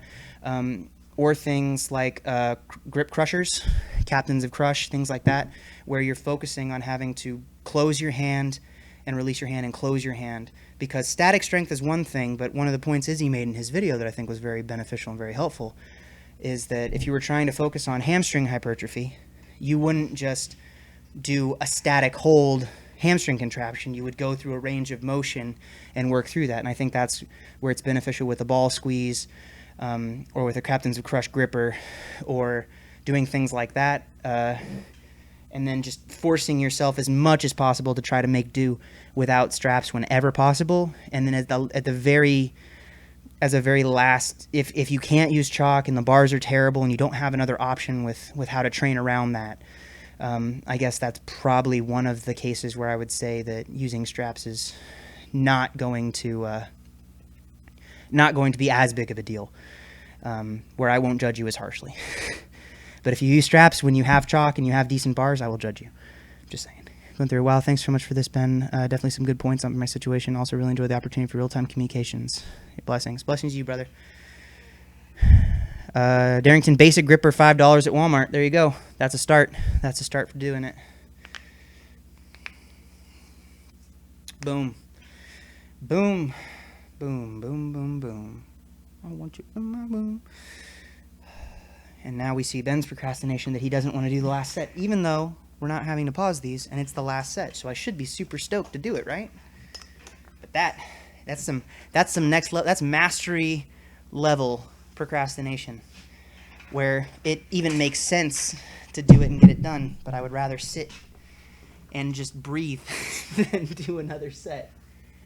Oh, no, I'm very grateful that I'm actually able to perform today on these lifts because I was nervous coming into this session, not sure how 1:30 a.m. deadlifts would be going, but so far they're feeling decent. I'm only hurting a bit. Not like hurting, like injury hurting, but hurting as in like, you know. Oh boy. Oh boy.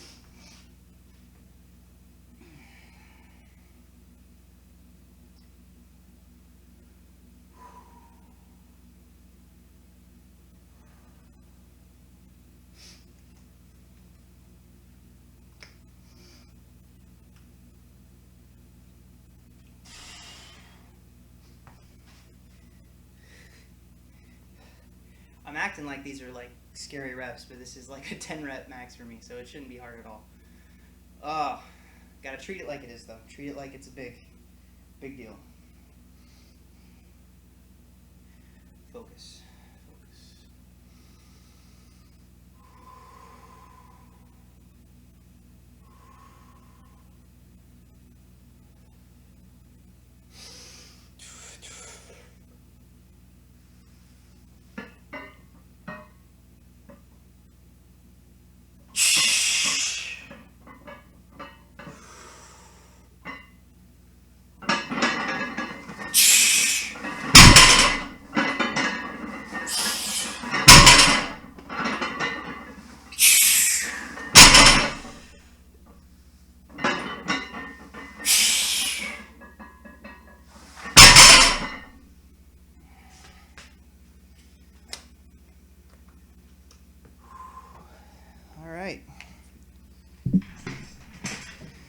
That's all she wrote for the deadlifts. Just focus really hard on the positioning for those last ones because I know I'm the most likely to get lazy. And so that's something when I work out with my buddy Ben, he always wants me to like push really fast. And like I was saying, Darrington too, you want to make sure that you're trying to accelerate, but only move as fast as you can maintain your positions. And so I had to be real careful. EXE Gym, Novi said, Ben, thanks for replying to Maya on video. Yes, thank you for reminding me, because I had absolutely forgotten about that. At the time that Maya sent in that video for the deadlift positioning critique, I was still at the house with my garage was at a separate location.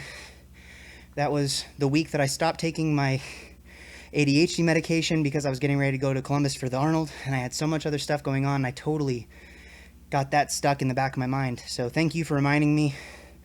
Was able to get that video made for her, and hopefully it helped. She was very gracious and understanding with my situation, so I appreciated her understanding about that. Joel, up until how much weight do you do your squats, deadlifts, beltless?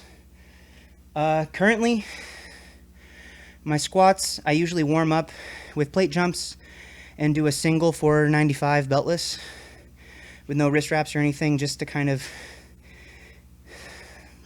feel out the weight and kind of gauge how the day is going to go. And right now, all my working sets are pretty much lighter than that. Thursday, I did a set of 4 with 505 for my pause squats. But usually, in this stage of my training, all my working weights for the squats are like in the 400-pound range.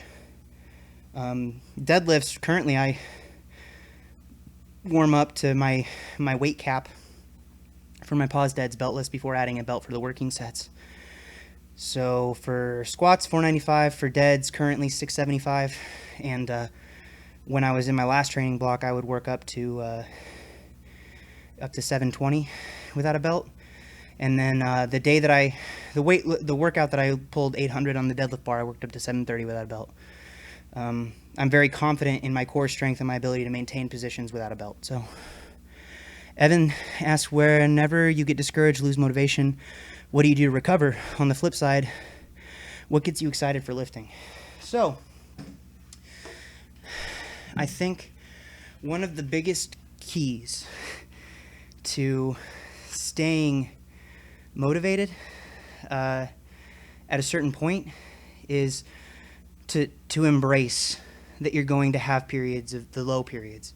Embrace that there's going to be times when you're not motivated or when you're not excited to do this, and try to appreciate them, because those represent the times in your personal strength journey that you have progressed enough that you've earned a sticking point, you've earned that plateau, and you have gotten to a point where you need to work on some things.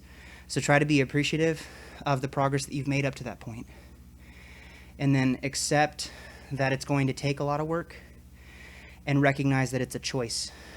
that this kind of a thing, anybody can start something if they're motivated to do it. But real greatness, I guess excellence, is the result of a commitment that is based off of a choice. And you have to choose every single time that you're going to make the decisions that are going to push you further towards your goal, and accept that there are going to be things along the way that are going to get in your way. I get really excited about lifting when I think about how far I've come. And I think about the way that I'm able to share it with other people, and the way that it is able to shape my decision making and my outlook on life. I think there are very few parallels that are as helpful to gauging your life through struggles and difficulty and overcoming obstacles than, in terms of like universal experience, than people when they're strength training, because it's something that you can universally feel the same way, and effort is always relative.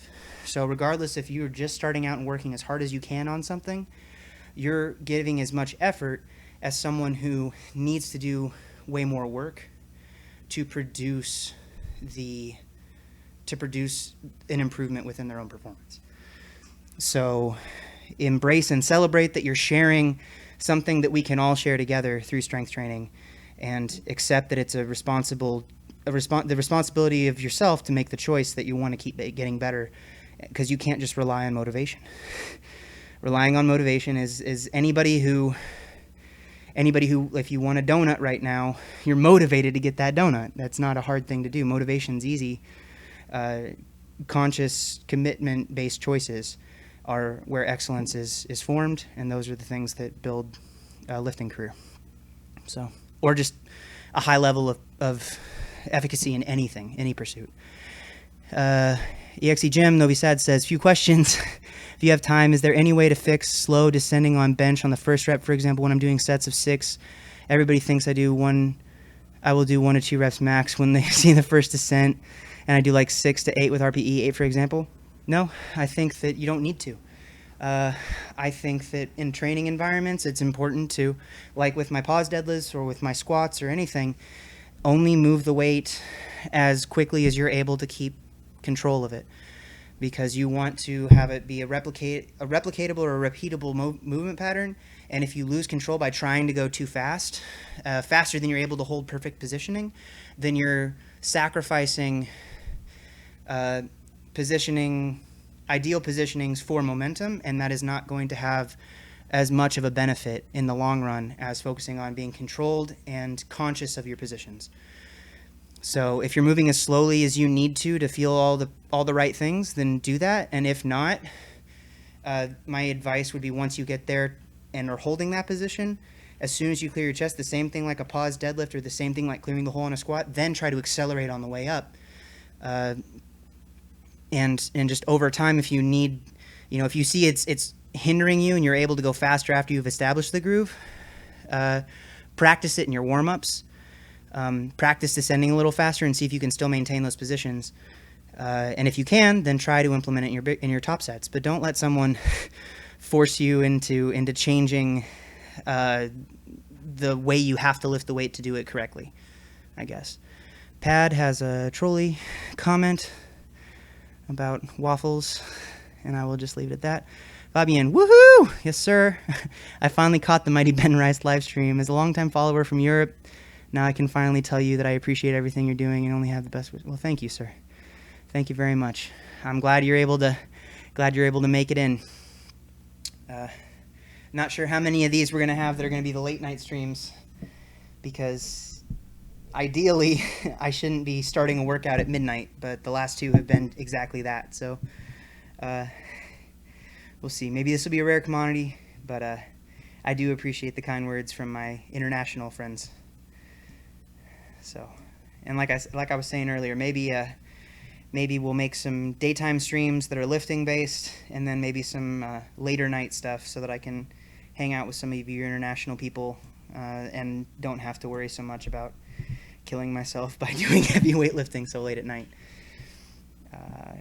Novi Sad says, thanks a lot. It's only the first rep and the rest are decent speed, by the way, for me. Same applies as for Fabian. Oh, appreciate that, man. Well, if it's just the first rep, maybe it's that you're just being overly cautious. So I think it's better to be overly cautious than not cautious enough. But if you recognize that it's something you could work on, don't be afraid to push it a little bit. Evan, you're a follower from Taiwan, by the way, just so you know how far your reach is spread. Well, thank you. Yeah, no, the first time I did one of these that was pretty late at night, I think we had something like 28 countries represented, it just blows me away. A lot of my athletes actually are international in terms of my coaching athletes, but man, it is a trip. It is a trip to think about how something I feel very fortunate and very lucky, and this is not feigned humility, I promise. This is legitimately just how humbled it makes me feel to have people that are more than just what I'd be able to encounter in my own day-to-day life. You guys are awesome. Thank you for the time, especially with like the cultural differences and things that are going over and the time differences, and I really appreciate you guys hanging out here for these and watching the other videos too. It really means a lot to me. Gabriel, afternoon here in Australia. Slamatini. I don't know a whole lot of. That's another one of the accents that I try, and it comes off as offensive because I'm so bad at it. I think I can get away with some of the United Kingdom accents, and people would be like, "Oh, you're from there," and I'd be like, "Nuh-uh." But definitely Australian, South African, I'm terrible at. No, be sad. I had a pec tear in the past 2 times and have feeling something will crack, but after the first one, the feeling goes away. Okay. Well, so maybe it is overly conservative kind of thing. I have the same thing with my shoulder where sometimes I slow down too much.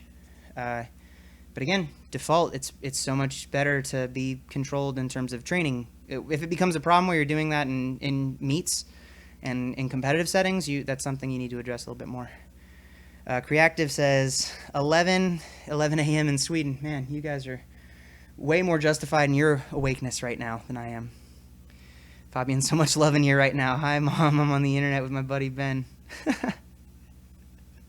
Evan, what do I do to chillax? Oh, man. Too much? I think I chillax. I've been so busy recently, I haven't gotten to do the things that I really... Sometimes in here, like the lifting is... I have moments of inner peace where I have the lifting as kind of my me time, my centering time. Music is a big part of my life. I'm in an a cappella group. We do rehearsals and practice a lot and go and do gigs, and sometimes for money. One of the videos I'm planning on putting up in this next week, hopefully, will be one of the videos from one of the gigs we did last week. We did a gig in Seattle where we went and sang in a bar, and that was a fun time. And so music is a big part of it. I watch competitive gaming. I'm an esports fan. I watch competitive League of Legends, even though I don't currently play. I watch competitive Call of Duty, even though I don't currently play. I watch speedrunners and no-hit runners in Dark Souls series. I like that series of games. I actually play that series of games, and I'm not good enough to do those things. Maybe in the future, who knows? I have a girlfriend, and I like to spend time with her. I have the world's most amazing cat, Chester, the Supreme Overlord Cheddar Biscuit, and he thinks he's a dog and a parrot at the same time. He's a pretty lovable fella, and I just like spending time with the people that I'm close to and experiencing life with them. So I don't have a whole lot of aspirations to travel and do a bunch of things. I like to make experiences with the people that I'm close to, and that's kind of what I do to chill, I guess, to spend time. My girlfriend and I watch Netflix series sometimes, and I enjoy any chance I get to spend with her. And so that's mostly it. And then I love having these kind of interactions with people through this sport that I love and through this passion that I have for lifting weights and sharing it with other people. KS Lifter, hi from Kansas, 4 a.m. here, just got off work. Holy biscuits. Yep, 2 a.m. here, still halfway into the session, and that is a good reminder that I need to start loading up the bench. So, David, I'll be right back, man. Be right back. You guys can keep asking questions, talk amongst yourselves while we switch all this weight off and start doing the bench press lift.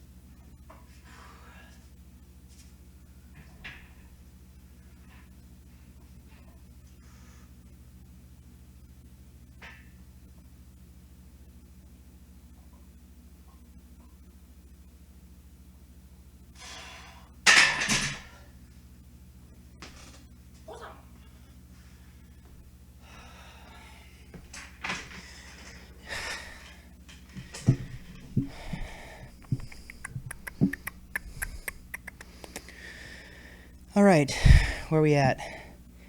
David Powerlifter, still here, man. Time to stretch and spend some time to improve myself. Mobility is something I'm really neglecting. Samesies. I can heavily relate to that particular struggle. But it's so important, man. If you're serious about what you do while you're training, you need to be as serious. Excuse me, all the burpages. You need to be as serious in the way you treat your body and kind of your wellness outside the gym as well. It's all one system. We only have this one vessel. Make of it what you can. Novi Sad says, I was first in Europe in season 1 in league for half an hour before server split. By the way, good luck on the set. Oh my gosh. Oh man. I played league for 1 summer. And my problem was that I wasn't able to dedicate enough time to it to get as good as I wanted to be. I'd followed competitive league for 2 years before I tried to start playing it myself. And the frustration with how poor my mechanical skill was as a league player was super demoralizing. And I recognized that I could get vastly better, and there were lots of things I could work on, but the amount of time and effort it would take for me to get caught up on that extreme gap in skill was going to negatively affect my training. And it was one of those, it's so funny to say, but I had to choose between lifting weights and playing games at a competitive level. Not that I was ever good enough to be at a competitive level, but that was something I was interested in doing because that's how my personality works. When I get into something, I don't just want to do it passively. I want to get as good as I can get. And so I had to make the switch to where I'm just a full-time fan and recognize that the path I've chosen is one where this is the priority, and league was too big of a rock to fit in the same jar. Fabian, wow, now it's getting scary. I have similar proportions to you lifting-wise, long limbs. Love esports, former StarCraft 2 player, some League and Counter-Strike. Music geek, playing guitar. Hopefully I'll get to anywhere near your powerlifting accomplishments and strength levels, though. See, I had to choose. Ben has a twin. Thanks, Darrington. Hey, man, I'm just saying it proves how not abnormal it is to have interests in physical pursuit and also have interest in things like esports. And I said it once and I'll say it again. There is no dragons or like death in American football, and so I don't know how people can watch that instead of watching something like League of Legends. I don't know those characters. What do you use wrist wraps? I use the SBD flexible 32-inch wrist wraps, and I also have a pair of the Mark Bell Slingshot Gangster wraps. I like them both. I prefer the thumb loop on the SBD, and that's why I use them. I prefer the material on the Gangster wrap, though. So whichever we're gonna do, they're both the maximum legal competition length. Evan, though, as you said, you don't play much these days. What's your main in League of Legends? I was a Dirty Udyr main in the jungle, and then I played support Annie as my second. I was never good. I was never that good. I'd win my normal games, and I'd carry a couple of games. I had had a couple of good games, but I didn't get to the point where I felt comfortable playing ranked. So I was a jungle main. I hated playing AD carry. I would play either support or mid as my secondary role, usually Annie or something like that. And then Tryndamere top was another off role, and I was pretty decent at Tryndamere. And then if I had to play AD carry, I'd play Ashe, and I hated it the entire time. Anytime someone called jungle first, I'd get real salty. Last time I played, I think, was in Season 6. So it's been a while. Fabian, to out myself as a creep watching 3-hour-long pre-recorded X live streams on YouTube of a dude on the other side of the globe. I think he said main jungle and support. You got it. That's not creepy. That's commitment. You know how many guys I watch, like, their live streams of things I don't actually do, like League live streams or watching Dark Souls stuff? Faraz Khan is a no-hit runner in Dark Souls 3, and I've watched so many of his PB runs when it comes to trying to play through the entirety of Dark Souls 3 without getting hit. And I've probably watched hundreds of hours of his stuff, like, passively in the background while I'm doing other things. How think about Shiko program routine? I used to use it. I appreciated the progress that I made on it greatly. I think it helped me to develop from a Western style of training with kind of once a week frequency with like separating upper and lower body days into more of an Eastern bloc style of programming with kind of full body work and benching and squatting or benching and deadlifting in the same sessions, and I found them very beneficial. I think, as with most programs, having something that's custom to you in terms of having a coach or developing your own programming through research is going to be beneficial than trying to just take a generic program and do that and hope that it applies to the same kind of lifter that you are. But at the same time, I think that it's yeah, I think that it's a worthwhile program and to do some research and to give it a try. Interesting, Evan. Now, here's the thing about the jungle, about why I like to play jungle is because I felt that I could have a bigger impact on the map, on the game, and I definitely felt like my skill was in macro level play and my mechanics were horrible. So I could hide my mechanics by not having to lane because I was in the jungle, and then I could try and make plays around the map when I was playing League, and that's why I picked the jungle. So that's why I did that. Have I ever taken the Myers-Briggs personality test? Yes, I believe. As an RA, I took many personality tests when I was employed at that job, and there are a lot of different things. Corey says, wait, it's late for you, not early. When are you going to get up? It is definitely late for me. It's 2 a.m. Yesterday, one of the reasons for that is, I don't know if you saw in the description or if you heard earlier, my girlfriend had surgery on her hand. She had her pinky repaired. She had a broken pinky and it was all jacked up, and so she had to get it repaired this weekend, and I went and spent a few days with her during the surgery and then helping her with her initial recovery. And then when it was bedtime last night, I'd been waking up every couple of hours to help her stay on track with her pain medication, and she gave me some Tylenol PMs to help me not have to wake up when her alarm went off because I was getting so tired. And so ended up sleeping till like 1 in the afternoon today, and that's one of the reasons why I got back, because then I stayed there for a while, and then when I got back it was just so late that starting my session was super late. So I will set my alarm for 9 o'clock tomorrow, and maybe 10, and because I'm continuing to try and get myself back on a better sleeping schedule. Ideal sleep schedule for Ben is 12:30 go to bed, wake up at 8:30, but I have not been able to maintain that since I moved in early mid to late March. Novi says, does it make sense for someone with extremely long femurs to squat with narrow stance? I had ankle injury in the past and my dorsiflexion is really hard to improve. It's a little bit better with the narrow stance. I lean forward very much since I could only sit back for a long time with a narrow one. A little bit better. My squat is currently 225 with reps and deadlifting 300 kg. If you have something like an injury that's forcing you into certain positions, then you have to adapt to what your body's circumstances are.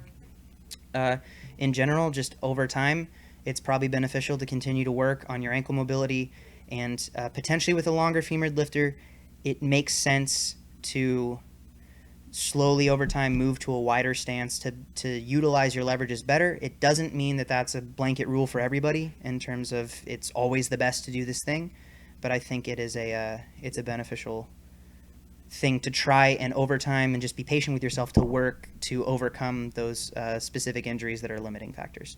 Evan, maximizing strengths and minimizing weaknesses. I like it. Yeah, well, I still wasn't very good as a jungler. Camera control, man, people take for granted. I was not a very techie kid. I didn't have a lot of access to video games when I was younger.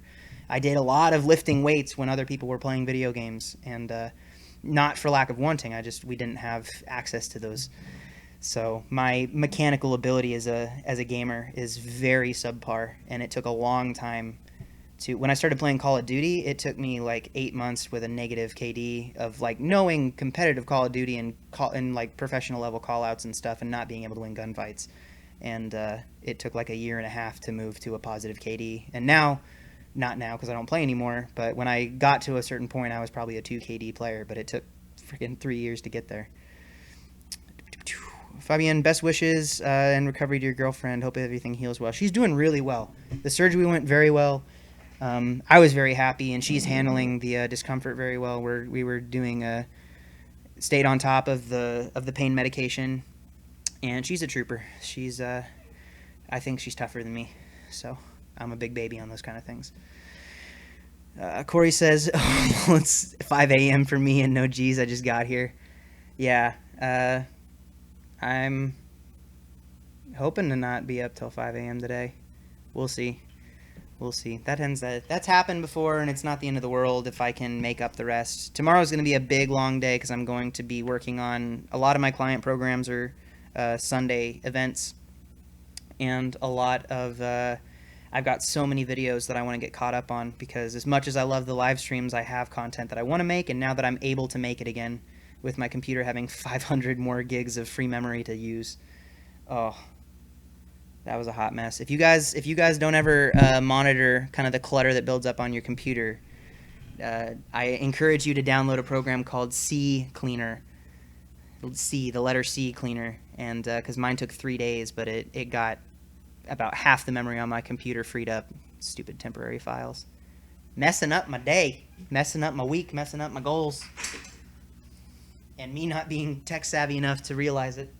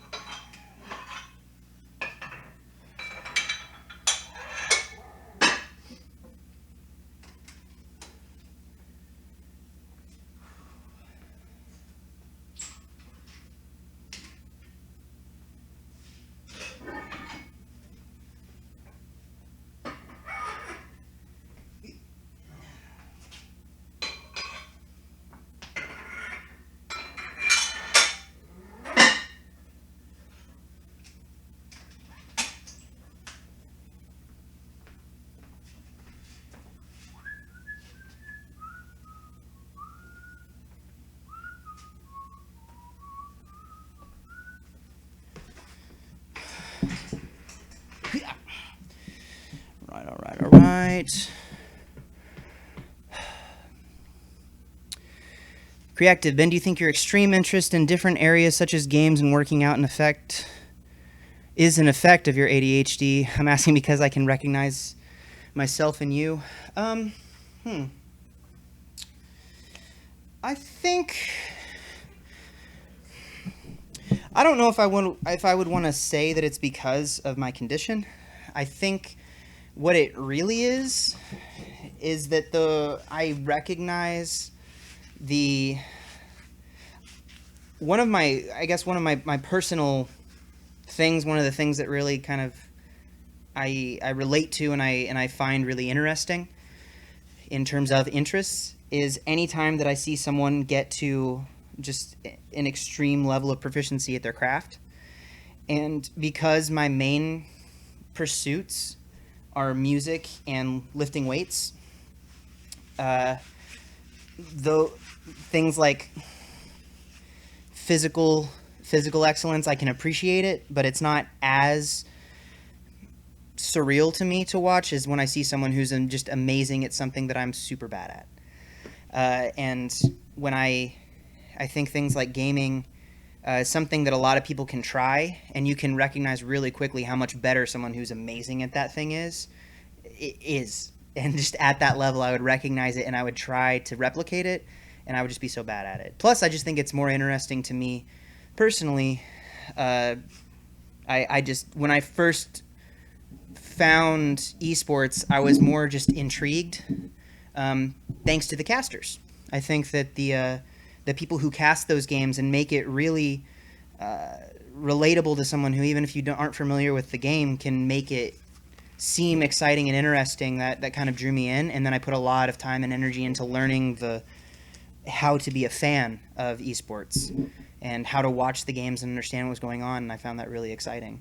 One of my roommates at the house I used to live at, named Will, he was huge into regular sports. He had pools in college football and NFL and basketball games, and watched baseball. He just loved sports, and I got him into watching LCS games and watching League with me, and it was fun to have those interactions and share that with him. And he had no interest in playing the game or learning about how to play the game, but he was really interested in watching the competitive sport of it, or esport of it. I guess people get really triggered if you call esports a real sport.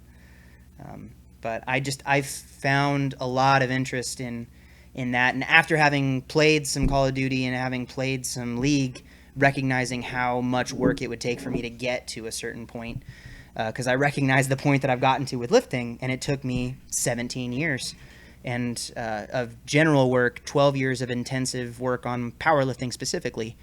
So I think that was more of a factor than the fact that I have a hard time holding my focus on one thing because my chemical imbalances in my brain.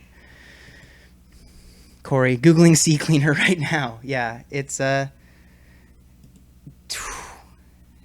it definitely was something that I needed, because there were my computer is not very well protected from certain things. I am really bad about updating things like virus software. I probably shouldn't be saying this online, but I'm getting better and working on that a little bit more intently, because it was really frustrating to not be able to make videos, because I would try to download them from my camera onto the computer and it wouldn't work. And the last stream I had, I don't think it was the internet that backed out, because I think it made like 5 separate streams on the channel, because my OBS kept crashing because my computer was so full of temporary files and just crap I didn't need.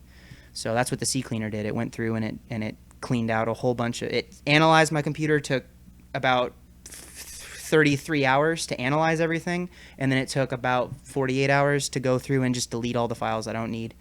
And it was just going file, and going through that fast, and it took 4 days. It was really frustrating to have to wait for that, but at the same time, I'm really glad we did it. Evan, you started playing in Season 1, no big deal, and quit around 3 or 4. I saw the game in Season 1. I just didn't have a real interest in it until I started watching people play competitively, is when I was like, oh, this is because I didn't get into like WoW. I watched people playing WoW, and at first I thought it was pretty much the same thing, but MOBAs are different. For my first year or so of playing, I never used hotkeys. I clicked on the spells and used arrow keys to move the map. You're weird. I didn't do quick cast when I would play with my friend Isaiah, who's another member of my A Cappella group, and eventually he's like, wait, why are your tib results always late on Annie, and why can't you just flash tibbers? And it's like, oh, well, I have to click the thing and wait for it and then reselect. And he's like, oh no, just quick cast it. And I was like, oh. So I got way better on Annie pretty much within 30 seconds of switching my abilities. Fabian, maybe it's time to upgrade to a gamepad to improve your APM and mechanics now. APM is actions per minute. Dang Koreans. Where they're all like, just do a YouTube search of Korean APM for StarCraft 2 and watch some of the craziest button clicks you've ever seen. Based on the measure of how fast and fluent your mechanics are in a game, it was pretty big in StarCraft 2. Not so much in League, you only have 4 abilities and then some other stuff. Micro is so much easier there. Aha, gotcha. Corey, personal question. As an adult, do you still take ADD? Probably meds is what you're asking, and how it makes you feel if things have changed, if you don't mind to answer. Yeah, I've talked about this in a couple of live streams. I do take ADHD medication. My focus, I didn't get diagnosed until I was an adult. I didn't get diagnosed until I was in my early 20s. So that has been something that I've worked through for the past 3 or 4 years. 3 years? 2 years? 3 years? Something like that. And I wish I didn't have to take medication. I would like to, and I try often to, one of my biggest reasons that I do so much mindfulness work and meditation is to try and It's not like to lower a dependency on the medication, but to try and improve my efficiency without it, because it's such a hassle to worry about it, especially with the way that the ADHD medication is regulated through my country. And a lot of people, it's considered a narcotic. You have to have a physical prescription, take it to the pharmacy, give it to them every single time, which means I always have to go and pick them up. I can't just have like it auto refilling, which makes sense because it's a highly abused drug, which makes it just makes it 10 times harder on those of us who need it. And I try to limit the amount of necessity I have. And in terms of anybody's wondering if that messes with doing tested powerlifting competitions, it messes with it a lot. I have to get therapeutic use exemptions, and the reason I didn't take my medication while I was at the Arnold Classic is because I had a therapeutic use exemption for the USAPL meet that I did on Friday, but the IPF wants a different one. Since it's an international contest, they wanted to have a different committee look over it and approve my case. I didn't have time to give that because they want 50 days in advance, so I could not take my medication leading into the meet because Sunday's meet was the IPF, so I would have passed a drug test on Friday. I would have not passed a drug test on Saturday if I was still taking my meds. I didn't want to take my meds for all my heavy workouts, then go to Columbus and not have my meds, so I stopped taking them and just relied on my practice with meditation and mindfulness. It got me through, but I definitely notice a difference when I'm not taking my meds, and the biggest difference is the meds bring up the chemicals in my mind, so I'm not constantly seeking stimulation in all these areas, where the mindfulness, I'm still have the same struggle of my brain is actively seeking external stimulation, but through my daily practice of meditation, I have been able to become more effective at kind of bringing myself back once I'm drifting in my focus. It's definitely difficult. It's definitely more difficult without my medication, but it's no longer something that kind of puts me out of commission. It's never been something like an issue with my lifting because I have so much stimulation from the lifting itself, but in things like answering emails, making phone calls, doing a bunch of other stuff that I have less interest in, that's when I have the biggest negative effects of my condition. So I guess I don't mind answering that question. It's just a long answer, so I always feel bad that people have to listen to that if it's something that they're not interested in knowing. But that's something I do and deal with every day. Fabian, Ben, what are your thoughts on the evolution of pop music? Do you think music is getting dumber, less complex lyrics, harmonics, new catchy hook every 7 seconds, extremely commercialized? I was classically trained in operatic music and things, so I recognize a lot of the simplicity in music. I also don't have a problem with it. I think that there are certain artists that I enjoy, and if I like the way something sounds, I don't need it to be complex for me to find joy in that thing. But I have more respect and admiration for artists who have music that is both fun to listen to and engaging, but is also elevates the form with lyricism and through unique or interesting chord progressions. But my a cappella group generally covers pop songs. So we cover a lot of things. We won an award with a few years ago at a competition we did as crowd favorite, and we got best arrangement for our take on Taylor Swift's Shake It Off. And if you guys want to hear me singing Shake It Off, check out the description box, and you can see the album where I sing the solo on that, or one of the lead parts on that. So Fabian, algorithm's just spitting out music that will place well in the charts, no individual artist anymore. Yes, there is a dumbing down of the music industry, but again, I think people are allowed to enjoy what they enjoy. I struggle the most with things like mumble rap because I don't personally get it. I don't find the appeal of some of those things, but that doesn't mean that I would ever assume to tell someone that they aren't allowed to enjoy it. And if it's something that speaks to them in a way that it doesn't speak to me, I want to try and learn more about why it's having a positive effect on them and why they're able to relate to it, even if it's not something that speaks directly to me as much. Even though I feel like I'm right when I have an opinion, it doesn't give me the right to impose my opinion as the undisputable truth to other people. And that's one of the biggest things I think that helps me put up with music trends that I find less appealing. So I hope that is a decent answer. And Corey, you're very welcome. I hope that also was a decent answer with the medication stuff. All right, setting up for the first set of bench. We got 7 triples at 310.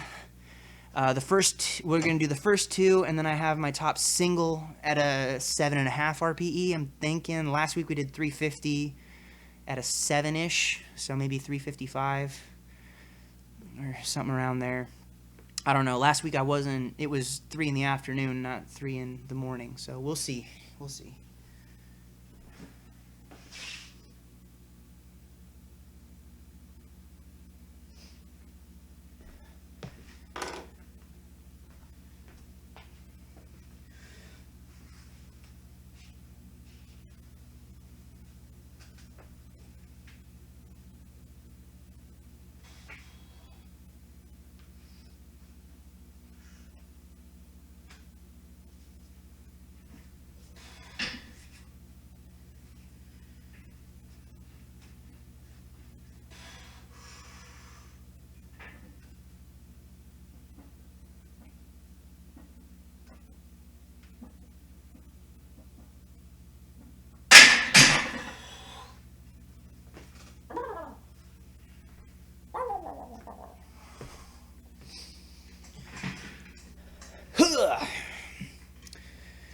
All right.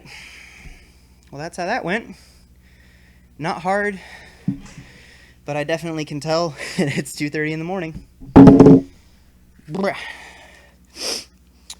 Fabian, awesome points, Ben. Thank you, man.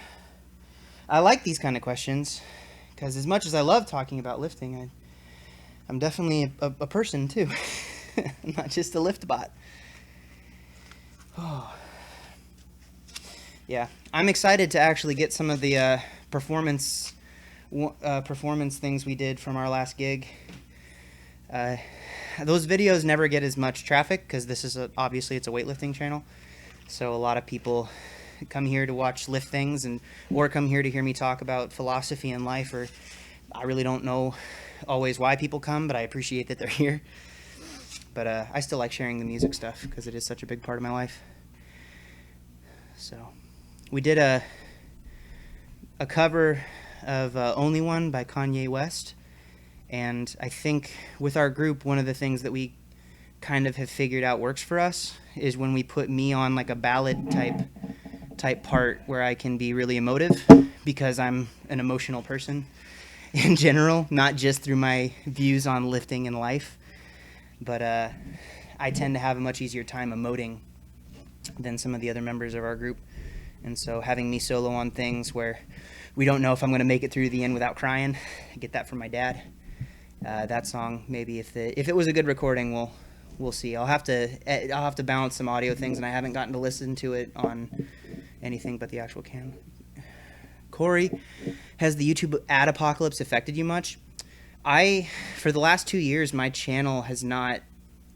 I still have tried to put out decent content, but YouTube has never been the main source of my a huge source of income for me. So the ad apocalypse hasn't really changed my my financial situation a whole lot. I've noticed a lot of other since I started the live streams, actually, my subscriber base has dropped, which I can understand because I haven't posted my regular content with that. But when I started posting everything really frequently after I got back from the Arnold, my subscriber count went up because I was putting out content, and that's what happens. And then during the time when everything was kind of slowing down and I was kind of having to lean just on the live streams, I think either channels were getting shut down, or people were just not as interested in the super long form, especially with the lower quality of camera. And so I'm not going to chase subscribers because, again, I'm thankful for anybody who's here and wants to kind of share this journey with me. And I don't want people here who don't want to be here. I will never, if it's a matter of like selling out to get viewers, not something that's interesting to me, because I think I have a very high quality of positive energy through my channel. I think that it's a good environment for me and for anybody else. We don't have a whole lot of hater troll people that come and bring a lot of negativity around the channel.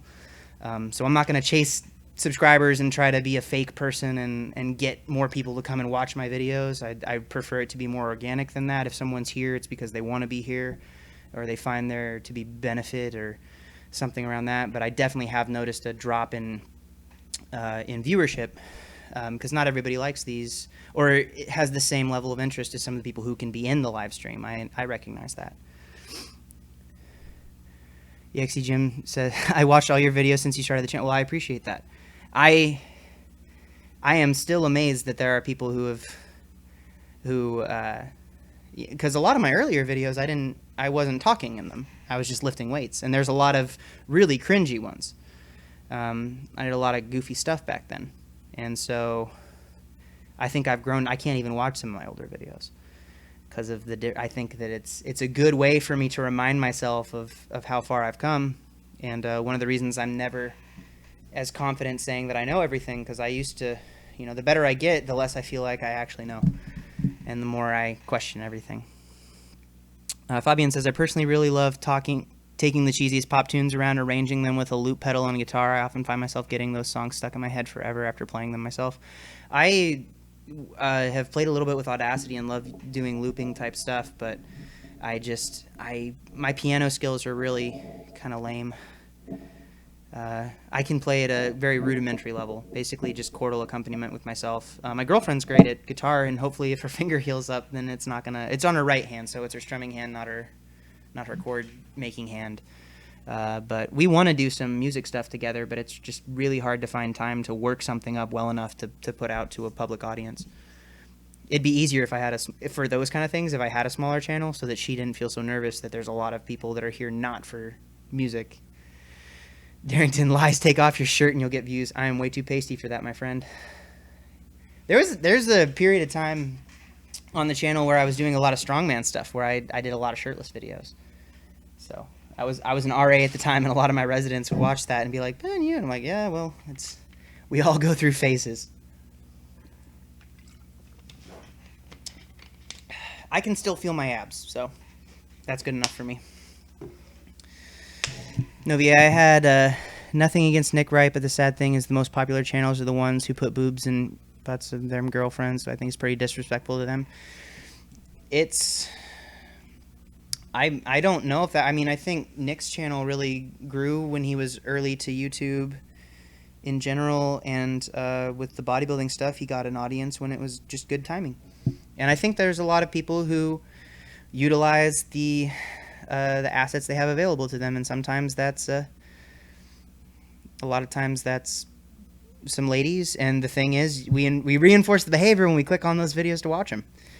So if that's what people are clicking the videos and wanting to see, it's really hard for me to cast judgment on someone just if that's not the content that I'm interested in going to YouTube for. It doesn't mean, again, that I would try to propose my ethical or moralistic beliefs on them as being who's to say that they can't do that? It's a free platform for those kind of things. Darrington tanning bed. Did that in the past. Actually felt really good in terms of like the health of my skin, which I hear a lot of research says it's really bad, but it made me feel less itchy, and it helped me not burn as much when I was out and about. Yeah, my friend and I did it, and we were both super self-conscious because at the time it was not a super popular thing for guys to be doing, so we'd always use code language. You'd be like, hey man, are you going to the doctor today? No man, my doctor's appointment is next week. And people are like, you guys go to the doctor a whole lot. Also, you both look real tanned. And I was like, yeah, that was before like Jersey Shore was a thing, so it was a while ago. Oh man, Fabian, here we go, digging out old Ben Vinny vids, looking for the shirtless strongman action. It's in the thumbnails, man. I was pretty. That was the first time I dropped down from around 230 pounds and feeling horrible down to under 200 pounds again. So I was feeling pretty good about myself. Not gonna lie. Andy says, "Good morning from Ireland. I second what Jim said. You You got me into lifting, and I discovered your wobble video where you took the 4th attempt to make the 733. Oh man, memories. I missed it on my 3rd attempt and was so intent on. You know what's funny is now I can freaking do that without a belt on a stiff bar. And before that was a suited max PR. Had to come back and get it. Wearing straps, doing deadlifts, strongman stuff. Still never wore straps. Even when I did axle deadlift for reps in a strongman competition, I won that competition. I got, it was probably like 400 pounds. Look at that. First place.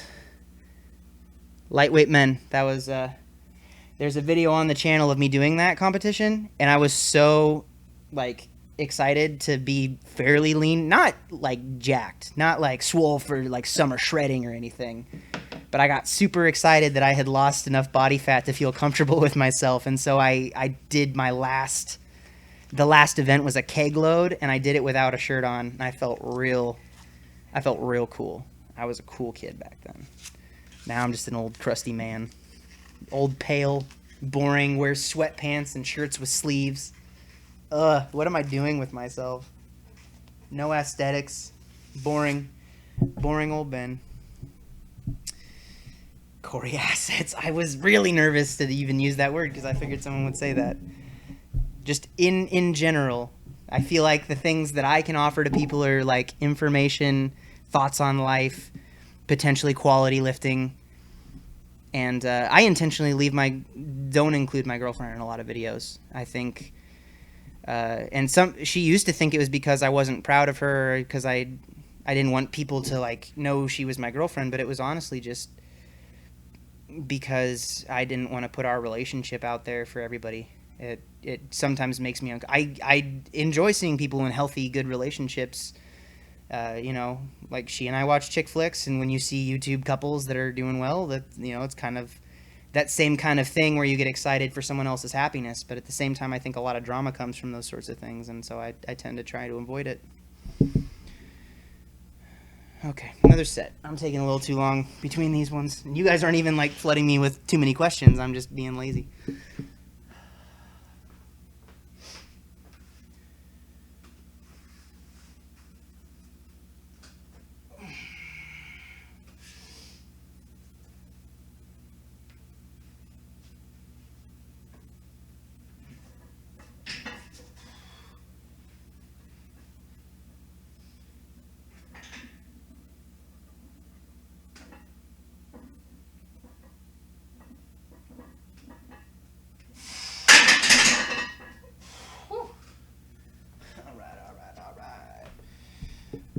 Last week I think I skipped.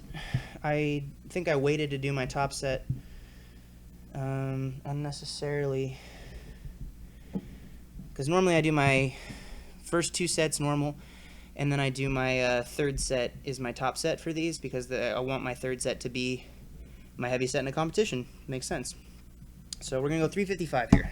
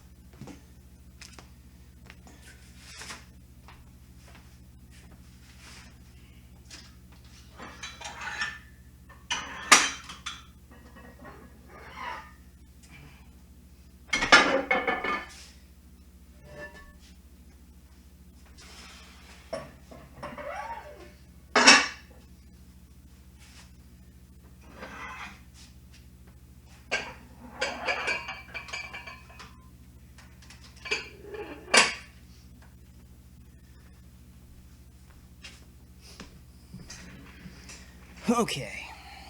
Andy asks, does Ben Seath still lift?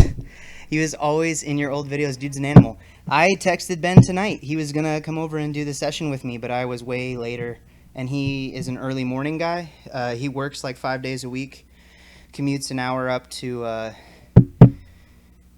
hour from Aberdeen to Lacey and Lacey, Washington. He's an electrician. He spends like 12 hours a day, five days a week working on electrical stuff. Hasn't lifted in a while consistently, and we're starting up together again. He's been focusing on a lot of life stuff in terms of like making a living, making money, and lifting kind of fell to the wayside in terms of his priorities. I had lifting be such a priority and was losing out a little bit on the making a living thing. So we're trying to help each other get back into it, sort of thing. But you'll see some videos of Ben. He's starting to lift again. He's not where he was. He had an injury which really kind of facilitated his step away from focused lifting. But we're trying to help each other out a little bit, and I'm trying to help him get his consistency back. So we trained a few times, not this last week, but the week before he came up, and I think it'll be good. I think in the future we're gonna really benefit from working together again. Ben's a great training partner. He's a great friend, and I'm excited to be back around the area that he's at. Fabian, did you see Yuri Belkin break Eddie Cohen's deadlift record with a 903 deadlift after having competed last weekend in the U.S. Open? Never tried competing 2 weekends, full meet in a row yourself? I didn't see it. That doesn't surprise me. Yuri's been on fire. Full meet, no. I once did the Arnold. I did a full meet and then rested a day, then did a deadlift only meet. And then in the past, the Strongman competition, I had a full meet. The next, I want to say I did the Strongman competition either the week before or the week after that, and then that was 2 weeks out from the Wabdol World Championships. So I did a full meet, I did a Strongman competition, and I did a deadlift only competition in Las Vegas within a month, which is probably the craziest my competition schedule I'd ever done. So, and then all through high school we competed every couple of weeks in my high school powerlifting federation, which wasn't a federation, it was non-affiliated. It's just the Washington State High School Powerlifting, and we competed twice a month, monthly at least. So, but everyone, you're so new to, most people are so new to lifting at that, and or at least new to powerlifting, that you can make progress on that short of a scale, and it's not as big a deal as like a full-grown adult who's been training for 10 years trying to do that. Yeah.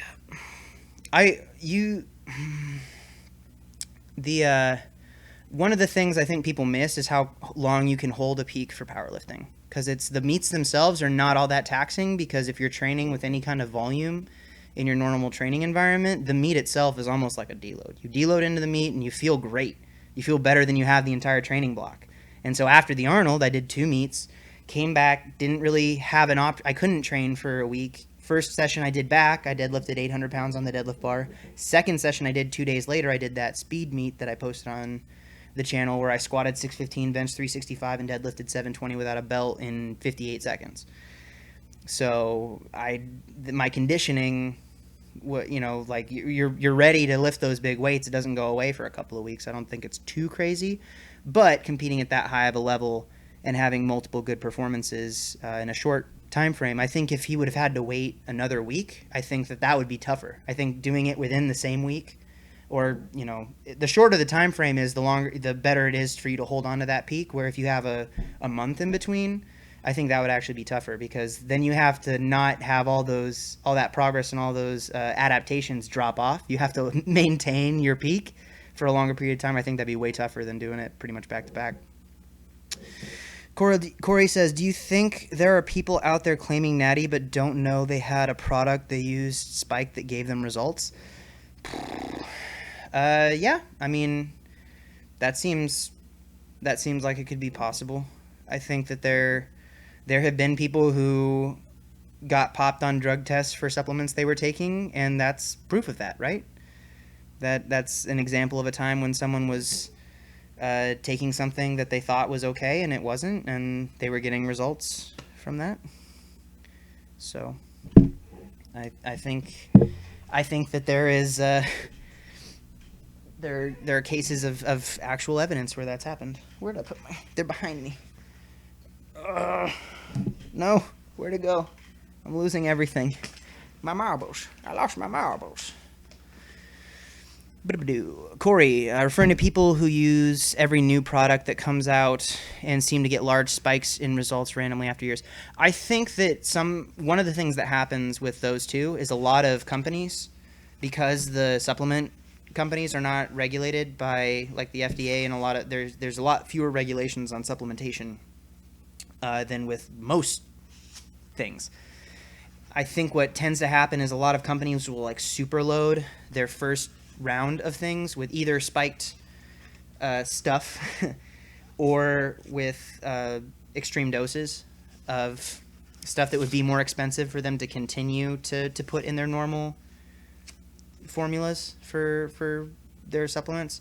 And so because they want people in that initial thing to say, I'm getting crazy results from this, and then they usually taper it back. I think that's something that's happened in the past. In general, I mean, my opinion on supplements has changed drastically, and I have moved from thinking that the longer I've done this, the less important I feel like they are. And that's coming from someone who was sponsored for years by a supplement company and used them and felt very strongly about their positive benefits, and has since moved away from them, and I don't generally purchase many supplements. And there you go. I don't even drink protein shakes anymore because I just drink liquid egg whites because they're easier and I don't have to mix them. Box Ross, Ed lifted with a stiff bar though, right? I'm sure it wasn't. Well, I'm not sure what bar he lifted on, but the bar technology wasn't as advanced. They don't think they made crazy deadlift bars that are quite as assistive as the ones that are out and available now are. So yeah, I mean, it's really tough that's one of the things when it comes to generational lifting comparisons. I don't think Ed would have a problem saying Yuri broke his record. I don't think Ed would sit there and say, well, he didn't do this or he didn't do that. I think he'd respect it and say, he did great, and he's the guy who holds the record now. That just seems like the kind of guy Ed is. So, I mean, yeah, correct. Corey, I agree 100%, and that's what I think. So would you say that taking supplements is dangerous and people use them too much on a whim, I think you meant to say? Dangerous? A lot of what we do is dangerous. I think that it's a good case to make sure that you're educated on anything that you're putting in your body, and to do your research and to rely on things that are open and upfront about their research. And if something sounds too good to be true, then it probably is. And to hold yourself accountable to checking the quality of the things that you're allowing yourself to be exposed to, because a lot of companies won't have the same respect for you. So, and I don't have anything bad to say about Universal. When I was with them, I liked the way that if it's not about grammar, it's 5 a.m. I understand, man. I think that they were very good to their clientele. I think they were very good to their athletes. I had a lot of respect for that company. I just didn't see as much of a positive benefit from the supplementation when I could just focus on things like proper nutrition, sleeping, recovery work. Supplement. People forget that the word itself is supplements. You're supposed to supplement your diet and your training approach with these things that are supposed to help a little bit. If you become reliant on those and you're not doing everything else right, then expecting results is that's on you anyway. So we're gonna come back and do this top set. 355 on the bar, trying to aim for a 7.5 RPE, and hopefully my hands don't fall asleep.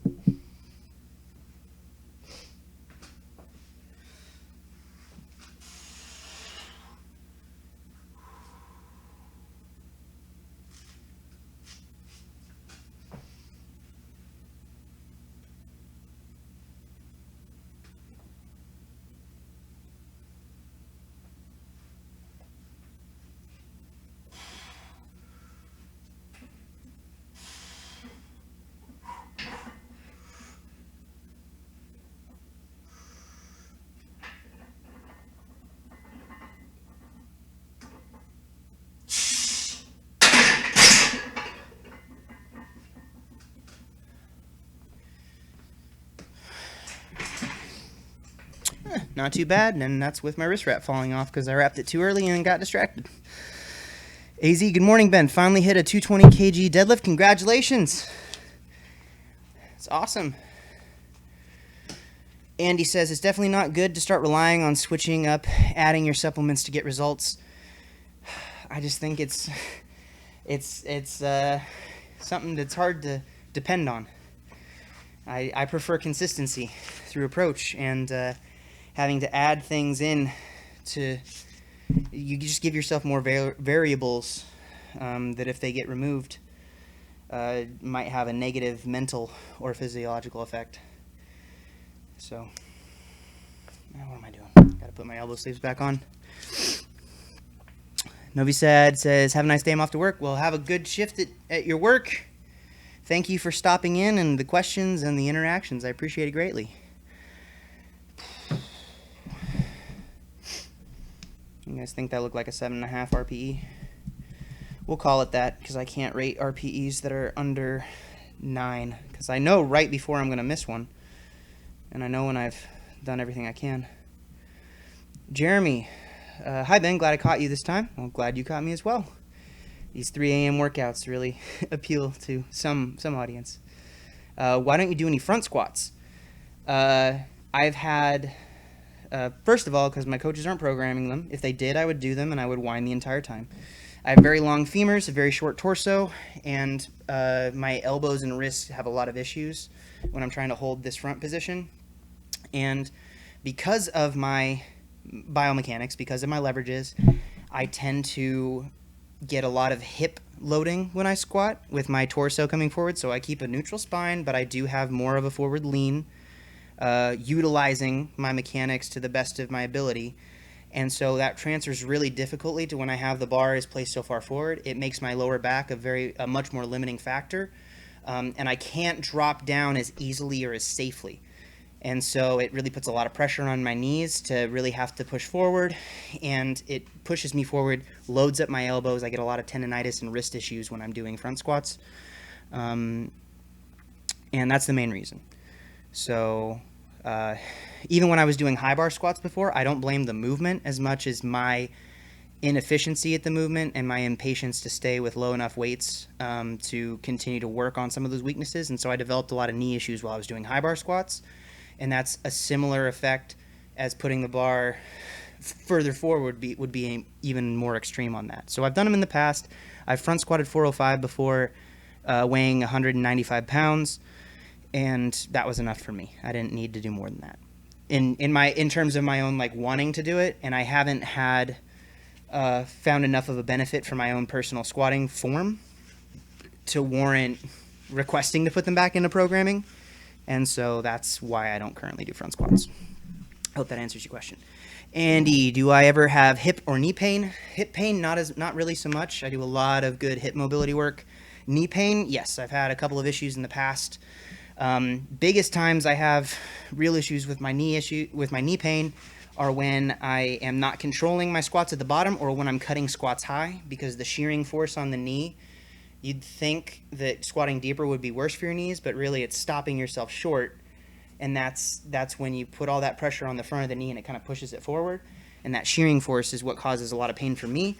The way that I deal with those is I stay very active with my hip and glute mobility.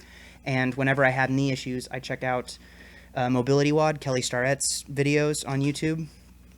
And that tends to help me leave space. But some other things I do for knee pain, calf work, same way that when my elbows are bugging me, I do bicep work to increase the kind of the musculature around those areas and try to help support the joint, because the connective tissue gets beat up a lot faster than the more adaptive muscular tissue. So I hope that helps. I find myself doing more mobility than lifting some weeks recently. Yep. At a certain point, that's almost what it turns into, right? Because the lifting, you can only lift as much as your body is able to recover. And if recovery is a limiting factor, or if you need to work on mobility to be able to hit the proper positions to put more force on the bar, then you have to adjust your plan and your approach to match your your needs. And some people need more mobility work, and some people need less of it.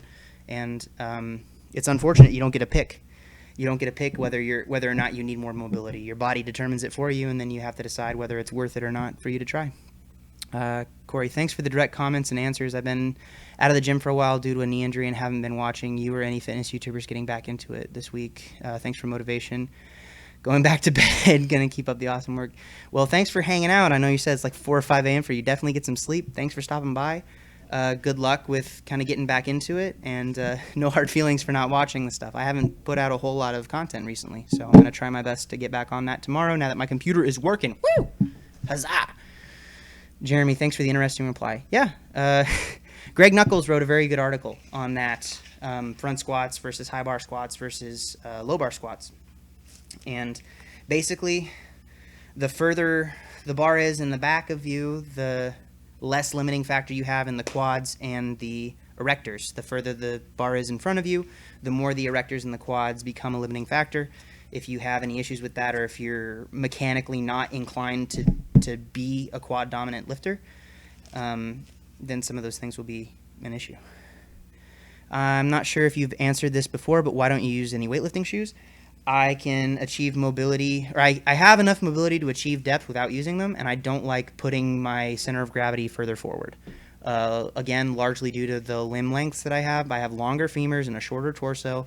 If I was to put my heels in a raised position, it tends to, I sit back more into the squat, yes, but I put more weight on my heels then to not fall forward instead of distributing it evenly through my feet. When I distribute my weight evenly through my feet, I feel like my knees track better, and it's safer for me to lift without having valgus or any issues with that.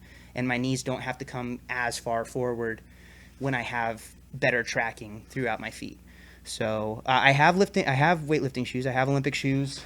I have some Risto White Thunders back there, and those blue shoes are some that my coach Hanny gave me when I was visiting Barbell Brigade. I use them when I do high bar or front squats, but I don't do those very often.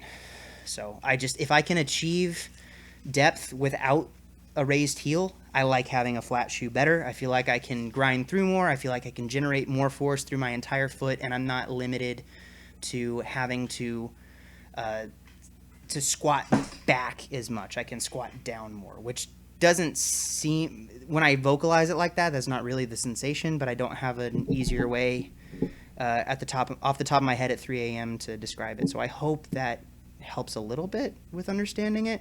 I've tried them and I've gone away from them, then I've tried them again. So I'm not opposed to it. If I put them on and they felt better and I was able to squat more, then I would switch to them. It's not like I'm not dogmatic about my shoe choice. I just use what works best for me when it's working for me until something comes up that works better, and then I will do that. Fabian, I'll be right back. I'm going to do another set of 3 here. No, I'm not. I'm going to change the weight first.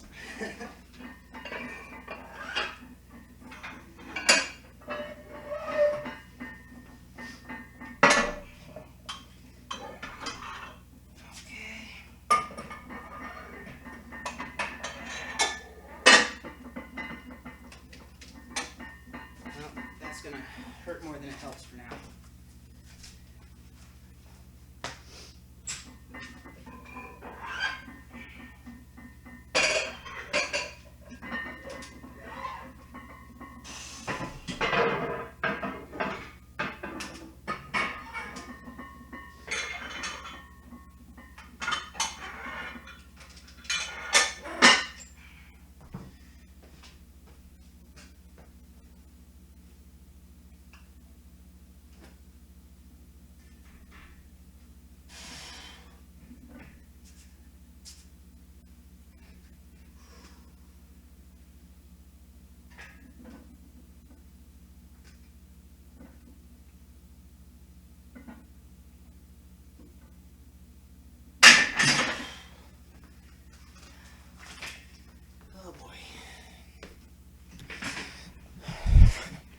Note to self and friends, make sure you check your weight before you wrap your wrists.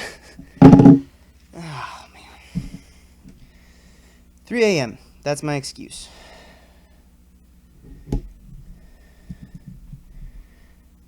Silent. soiled it.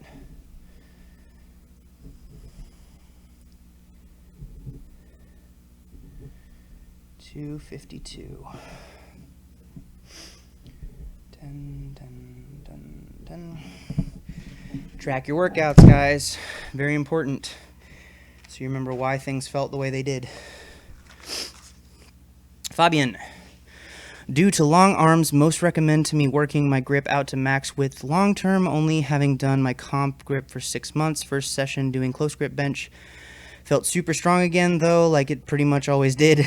Do you think there would be anything bad about just switching to a closer grip for competition, since it seems to feel more natural and stronger every time I seem to try it? If it's stronger, then you want to always use your strongest grip to compete with, even if it doesn't make sense. Even if you don't know why, compete with the grip that you are the strongest in until you find that you are not strongest in that grip. You can try other grips and train other grips and try to work on them, but if you keep defaulting to the same thing, just like that answer I gave about the Olympic shoe, I come back to try them every once in a while, because if I come back and it feels better and I stick with it for a few weeks and it ends up being superior, I will switch to that full time and full stop with no questions asked. With a lot of questions asked, but without hesitance. And so I don't think there's any problem with doing that. Just because something doesn't make sense in terms of why it's working, if it's better, then that's the one that you should use for competitions, and then worry about why it's working and try to figure that out. Is it because you have really, really strong triceps, or because you're really, really underdeveloped in your ability to engage your pecs and get into your shoulders with your lat tension? I know some of the strongest benchers I have ever run into are very close grip benchers. I had my bum shoulder made me compete close grip, like literally hands touching the smooth, for years before I was able to start moving my way back out, because I felt like it was going to be beneficial. So Divyi Bandari says, what do you think of block pulls? I think they're a great tool for teaching someone progressively how to do a good setup and then moving them down closer to the floor. I think Dan Green did a really good presentation on that once, about teaching the sumo deadlift basically in reverse, teaching it from starting at the top and working your way down as you built your hip strength and mobility, which is a way I hadn't thought about it before. Because before I would say, don't do it, because you're limiting your range of motion. You're going to train a movement that's not natural to what your normal pull is. And I think that you have to resist the urge to have a block set up as an accessory exercise and then force yourself into a position that's going to benefit the block pull but doesn't make sense for your actual deadlift. If you are setting up the position of the block pull that you get yourself in, if that is different than that same point would be in your normal deadlift, then you're training a different motor pattern and it's not going to have as much benefit or carryover. So don't have an ego with block pulls. Don't do it just to load up more weight and do overload work, because overload work on the deadlift, I think, is much less beneficial than learning how to get into a good position and start and work on your starting position in general, because that's where most people lose their position. There are very few people who are in a perfect position all the way to the lockout and then lose it. I can't actually think of a single person who I've ever seen be in a perfect position all the way up to the very end of a deadlift and then lose their position. Every single person I've ever seen have a really bad lockout starts out in a bad spot. So that is how I think of block pulls, as a tool to be used with humility and with no room for your ego.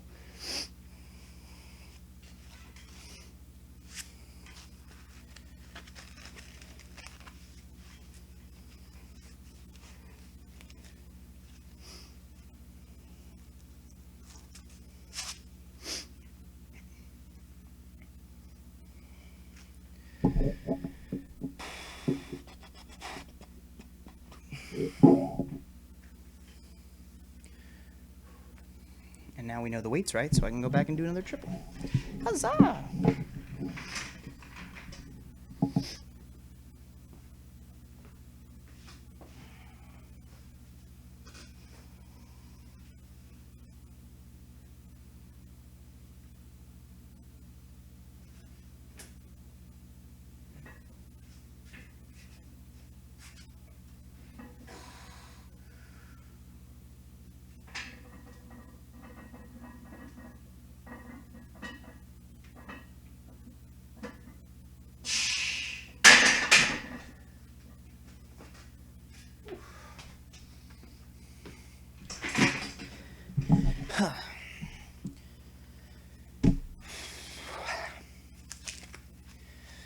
257.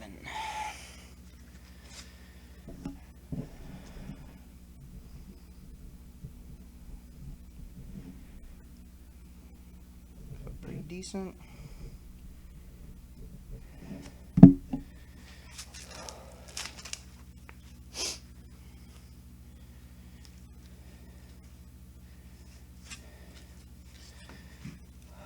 No questions. Oh boy. You guys just must want to just hang out with my charming personality now. That's all it is.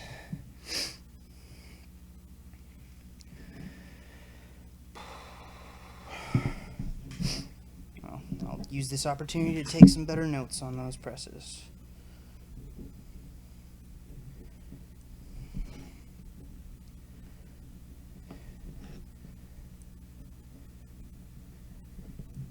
Oh, here we go.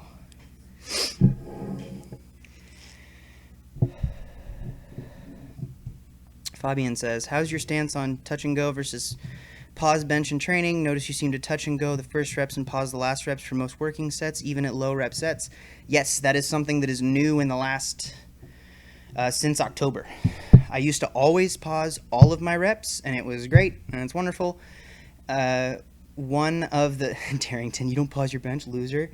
I noticed that I was having a lot of instances of shoulder issues. I would have issues with my pec minor into my right shoulder, my bad shoulder, when I was forcing myself to pause everything. And so the way that I have gone about, and I also am a big sink bencher. I sink into myself and lose tension a lot of the time. And so the way that I've worked on fixing that is to be very intentional with my normal working sets, to try and control my presses without pausing at the bottom until the last rep of every set, and I will always long pause the last rep of every set. So same thing with the elbow sleeves and with wrapping my wrists. It's not because it's something I have to do, but it is preventative of something. And ever since I started doing that, I've been able to do more overall bench volume and practice with less deterioration through my shoulder, especially my bad shoulder. And because I'm also not bouncing the weight, I'm trying to focus on more control. I have not seen any negative difference, but that's just for me. If you're bad at bouncing your bench press, or you have generally good solid control where you can stop at your t-shirt without sinking in further, then that approach may not be for everybody. This is a decision that I made very intentionally. It is not a default. It is a very intentional reason for having my training look the way it does for my bench pressing. So maybe I'm a loser, Darrington, but I'm a loser that has to figure out a way to work on my bench, and this allows me to do more work on my bench. So it is not for ego. It's not so I can handle more weight. I still do the same weights that I'm supposed to do. And in the past, I would pause all the reps, and I'm able to lift longer and healthier now than I was before. Same thing, all of my top sets. If I have a top set, no matter what the rep range, I will always pause all those. I will not wear elbow sleeves, and I will pause. I will not wear the thumb loop on my wrist wraps, and I will always pause every rep. So even if I touch and go all of my triples here, if my top set was a triple at an RPE, I would not wear elbow sleeves, and I would pause all of those reps, because anytime that I have more weight on the bar, I want to make sure that I'm removing any chance of there being ego lifting going on and focus on competition level controlled pressing the whole time. Jeremy, I miss seeing your workouts at the college gym, the looks on those people's faces. I kind of miss it too, but at the same time, I do think that I make smarter training decisions when I don't have a live audience as much. I'm less driven by my ego and by my kind of my machismo in terms of the decision making. So as much fun as that was, I think the environment for a home gym is a little better for me in terms of my performance capability and what the work I'm able to do. And I also think that I'm able to use better equipment, like my own bars. Those rec center bars were not very good, and the weights were not correct. I took a scale in there, and it broke my heart because all of those plates are about a pound light. So I can't count any PRs in the rec center personally to myself. They feel like a lie even after I learned it after the fact. So I would always like sneak 2.5 plates in between the other plates so I would be able to live with myself once I knew that. Uchiha Madara, view on using the slingshot as an overload for the bench press and your experiences with shoulder pressing to improve on the bench. I own a slingshot. I own one. I thought I had two. I've used it in the past with great success. My coaches do not currently have me using it, and I do think I was surprised the first time I used it, where I didn't think it would be as much help as it was, because I thought it would alter my natural bench mechanics too much. But I found it, basically the way I would describe benching with a slingshot is it's the right bench groove for me if I had stronger pecs. And so it kind of showed me like, oh, this is something that you can improve, and this is what your bench should feel like if you just had a stronger chest. And so I've worked to try and improve that. My experience with shoulder pressing to improve the bench, I haven't noticed a great carryover. My bench isn't amazing, so I'm not the best person to come to with that. And I'm also because I have a bad shoulder. My right shoulder was torn when I was a junior in high school, and it's been an issue for me my entire life since then. When was that? 2007? For 10, oh my gosh, really? I've had a bum shoulder for 2007. I've had a bum shoulder since 2007 for almost 10 years. So I'm more, I tend to have more openings to injuries with my shoulder. So overhead work has in the past proven to be more of an issue to me than a benefit, but I know some people who really swear by it and it really helps them. And I do think that there is a very positive correlation between upper body mass and hypertrophy. Upper body mass and hypertrophy for a bench press. So if doing overhead work can help you build stronger, tougher, bigger shoulders, I think that has a positive correlation to a bench press, but not overhead pressing for the sake of overhead pressing. So I don't currently have it in my training, but I do include it in many of my own lifters training. I would be more hesitant if they had shoulder injuries, but it's something we work on from a case-to-case basis.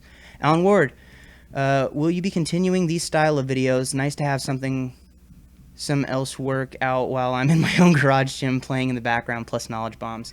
Yes, I do plan on doing more of these, but tomorrow I'm going to be working my buns off making a bunch of actual videos, because as much as I love the live streams and as much as some of you guys seem to really get into them and enjoy them, I know that there is a large viewing base from my internet friends and from my subscribers that don't have the amount of time available to kind of share in these. And while I personally love long form talk videos, I think a lot of people kind of want and can benefit more and can utilize a shorter form, more constructed video format. So I want to try and do both. So I'd like to get into the groove of maybe doing 1 or 2 of these a week.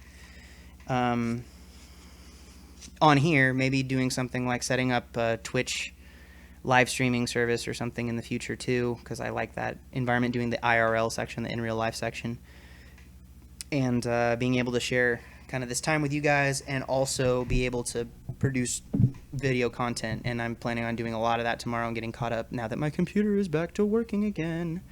Dr. Lifting, hello, 1 p.m. here in Russia, just joined you live. Did you have any problem with high blood pressure during your lifting career? I haven't. No, I've never had any issues with high blood pressure. So sometimes I pop blood vessels because I do a lot of Valsalva controlled pressure breathing when I'm doing my lifts, but I've never had any issues with blood pressure. Darrington, excuses. Hit a blank lat workout for a client who can't use one of his right hand. Lat workout. If they have access to a lat pull down with one of the handles, do that instead. Or if you have an opportunity to do something where the elbow is engaged, if they have straps to put the elbows in, you can still do that. Or using a strap or one of those claws to be able to get it set up would be my guess, Darrington. Fabian, I'm also a sync pause type of bencher and find myself weaker at touch and go, guessing that is because I have to actively de-accelerate the weight on my chest to reverse the motion. Yep, my coaches right now have me doing, I bench 4 days a week, but one of those is half Spoto presses where I'm having to pause the weight off my chest, and then the next day is all t-shirt presses where I'm not allowed to let it touch my chest, just my t-shirt. So focusing directly on that. We're going to come back. Kafetsum, you're next. I'm going to do one more triple here of 3 triples left.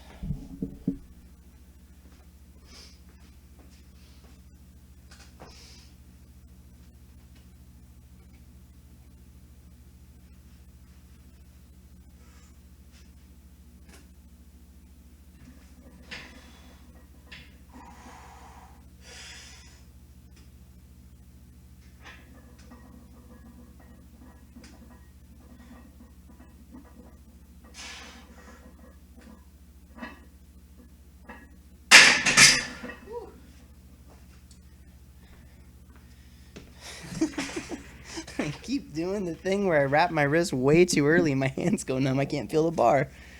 Don't do this. This is bad. That is a bad thing. Oh, have some. Hey Ben, second live stream I've gotten the chance to watch. Please make more commentary videos. I really like the topics you talk about. Yes, it is coming. I promise. I don't want to stop making regular videos. It's just these are the only ones I'm able to put out, at least until tomorrow. And I said I was going to do this on Tuesday, and I wasn't able to do it because then my computer went into this super non-usable mode for freaking 3 days. But we're gonna do it tomorrow because for sure I have literally half of the memory of my computer has opened up that it was not available before. So yes, commentary videos. I'm at least 3 or 4 this week. Goal is every day, but life happens sometimes, and I'm just gonna roll with the punches. But yes, I'd like to produce actual videos every day this week, on top of doing next Saturday's live stream, probably earlier in the day, not at 3:18 in the morning, and maybe one on Tuesday or even Wednesday that isn't lifting related. So we'll see. Fabian, cannot really confirm the OHP to bench carry over too much. I used to be able to press 6 strict pause reps overhead with 64% of my bench max. Maybe also a reason I feel stronger close grip bench. Maybe. I've just always been terrible at it. I've been terrible at both. It makes more sense that I'm terrible at overhead since I have really long arms and a bad shoulder. And then bench pressing, I just practice it so much that it's still not good, but it's better than people would probably believe I started, because I was really such a horrible bench presser. I trained for like 10 years before I could press 315. And now I've been fighting to chase 400 for the last 4 or 5 years. So Fabian says, since I touch lower with a closer grip, which makes the lever arm at the shoulder longer and thus puts more stress on the delts. Yes. Dr. Lifting, thanks for responding. You're very welcome. Thank you for commenting. I feel really bad that these comments that's another thing I need to figure out this week, hopefully, is how to get on the screen, if I can get a live feed of the comments. I think there's some apps and overlays I can do to do that, because I think watching the stream afterwards is a lot more beneficial to have the comments going with it, and YouTube, for some reason, deletes the live stream comments. Uchiha Madara, following on from my last question, views on the Penley rows for bench. I do them once a week. I think they're really good for forcing you into a position that's not very comfortable and working on being disciplined and patient with your back, focusing more on the technical aspect of the row and fighting for positional integrity and static contraction than just moving the weight any which way. So I think they can be beneficial. I think they're beneficial not just for benching. I think they're beneficial also for your deadlift with your upper back tension and being able to have that static hold strength, and also for the squat with being able to have a tighter shelf to utilize some more shoulder mobility. Boom. That's it. That's the thing. That was 3:08. So the time for that, and I totally saw it and forgot to write it down. Little sloppy. Little sloppy. Because I couldn't feel my hands. Wrap too early.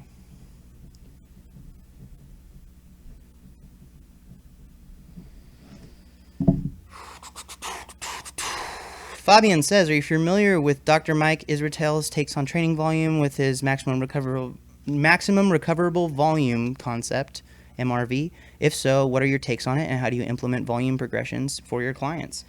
I think that he has some really good points. I think that the more interesting stuff is the difference between minimum effective dose, maximum recoverable volume, and kind of like the optimal range to make progress. Because if you are always pushing that maximum recoverable volume range, you're going to feel burnt out all the time. And you want to ride just shy of that line, in my opinion. You don't want to be at your maximum recoverable volume, because then if one thing happens outside the session to throw you off your consistency of recovery, then you're going to really get wrecked, and you don't want to do that. So I like a lot of his stuff. I think, again, I keep shouting out Izzy because I think his content's great. Izzy Narvaez on his channel made a video talking about how you should look at training volume, and I think he deals with this question very, very well, and he's very articulate, and he does a lot of research to back up his commentary on those ideas. With my clients, I think the general goal across the board is that to get better, eventually you're going to have to be doing more volume overall. And so you need to approach training volume in a way that is sustainable to the point where you can add more in down the line, and you want to make sure that it's effective. If you're always training with the most volume that someone can handle, usually they're going to turn into survival mode with a lot of their sessions, and they're not able to focus as much on positioning and improvement of the skill that is involved in technical lifting. And I think that the biggest factor in your potential strength in the future is going to be how efficient you can be with your movement, for powerlifting specifically, and then you want to implement hypertrophy work to get stronger within those ideal position and technical proficiency ranges. So that is the way I would approach it. I would say make sure that you're using enough volume to stimulate growth, but also that you're leaving enough recovery on the table that the person isn't so overwhelmed with every single set that they're doing that they're breaking down their technique because they're just trying to survive. You should thrive in your training and focus on building good positional awareness, motor patterns, and ideal lifting setups and proficiency. And then the volume is the tool to allow you to get more growth once you are working in a range that you can do that. And at some points, it's appropriate to push to that level and a little bit past it in an overreaching block, preparing for like a peak. But for most of the time, you want to stay just under that maximum recoverable volume range. Jeremy, why did you stop doing box jumps? I don't have any boxes. I don't have any. I stopped training in a place where they were readily available. Usually jumping off of the boxes tended to really kind of beat up on my joints a little bit more, especially when my volumes got a little higher. I don't have anything against them. The other thing I was experiencing was that I was getting much better I was working on the skill of tucking my knees higher, more so than I was really benefiting my ability to jump. I think that extended jumping is more beneficial for creating that kind of response, where if you're just only relying on boxes for your jump training, that you're going to limit the appropriate effect, because all you're going to be doing at a certain point, you're going to jump the same height, but you're going to get better at tucking your legs up, at least in my experience. Michael Cohen, top 3 exercises to increase deadlift. Deadlift, your competition form of deadlift. You're the opposite, so if you're a sumo puller, conventional puller, or if you're a conventional puller, sumo. And pause deadlifts. Boom. If you get good at those 3 things, then your deadlift will increase. And outside of that, maybe stiff legs, and then focusing on wherever your hypertrophy, wherever your body is weakest, wherever your weakest muscle groups are within those systems, focusing on that afterwards. But practicing the skill of the deadlift is the best way to increase your deadlift. And then getting stronger by practicing it with volume and working on building up the muscles that are necessary to stay in those good positions. So, boom. Those are my 3. Plus, just more work to build up the muscles back there. Lewis, good morning, Ben. Good morning, sir. Welcome to the stream. Thank you for hopping in, joining, listening, talking if you want, whatever we're doing. Fabian, related question. After having done crazy volumes like your Smolov experience, how do you transition out of such high volumes without falling into a bit of decline regarding future progress? That's a very good question, of which I never figured out how. Every time I would finish a super crazy kind of protocol like that, I would run into the problem of my ability to improve on that volume would drop off. But I think the biggest benefit of doing those kinds of programs was with using less weight, actually, and just getting really good at practicing the movement, because it gives you such an opportunity to refine those motor patterns. And I think that was the biggest benefit from those programs.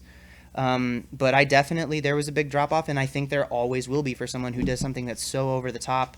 And even though I did it, and I did it many times, I don't think that I would recommend most people do it as sound or prudent training protocols. I think that the biggest benefits I got were through technical practice, from doing so much practice of the movement, and then from mental resilience training, of which Smolov offers a great deal.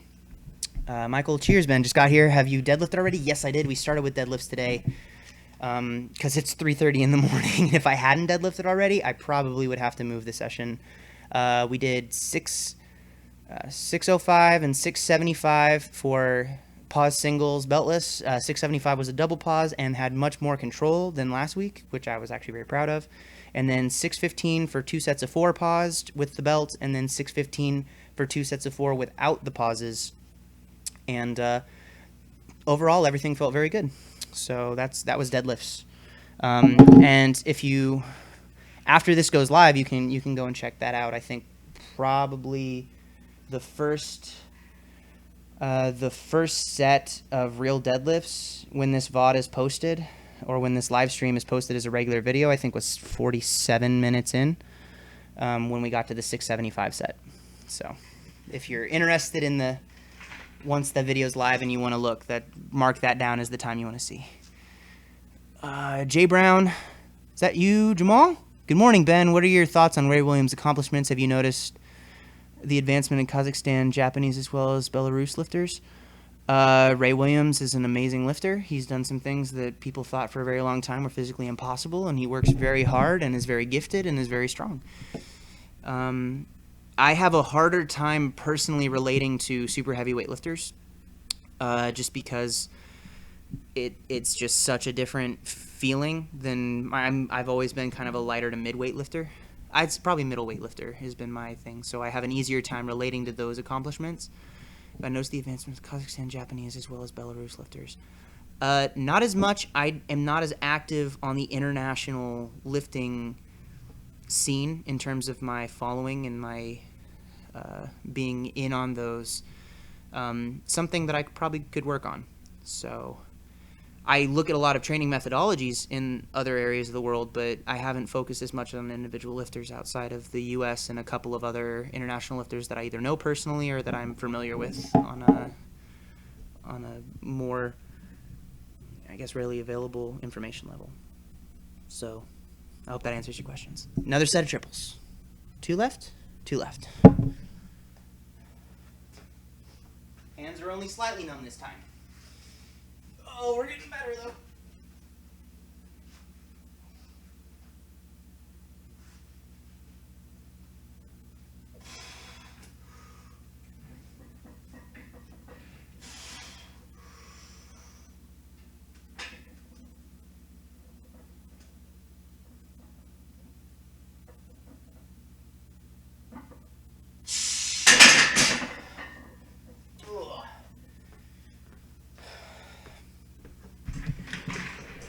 Well, that felt less horrible. I don't know why I do that. Little random dove noises. I think it's because I'm scared of silence.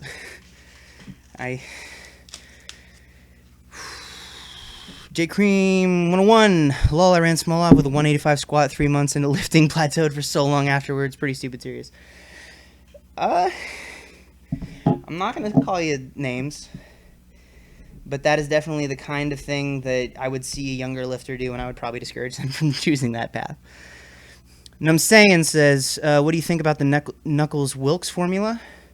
I think Greg pointed out something that's important to keep in mind, and I am definitely biased in that because the Wilks formula negatively affects my weight class, both of them, the 93s and the 105s, probably more than any other class, because when you're at the light end or when you're at the heavy end, the Wilks formula tends to be more beneficial.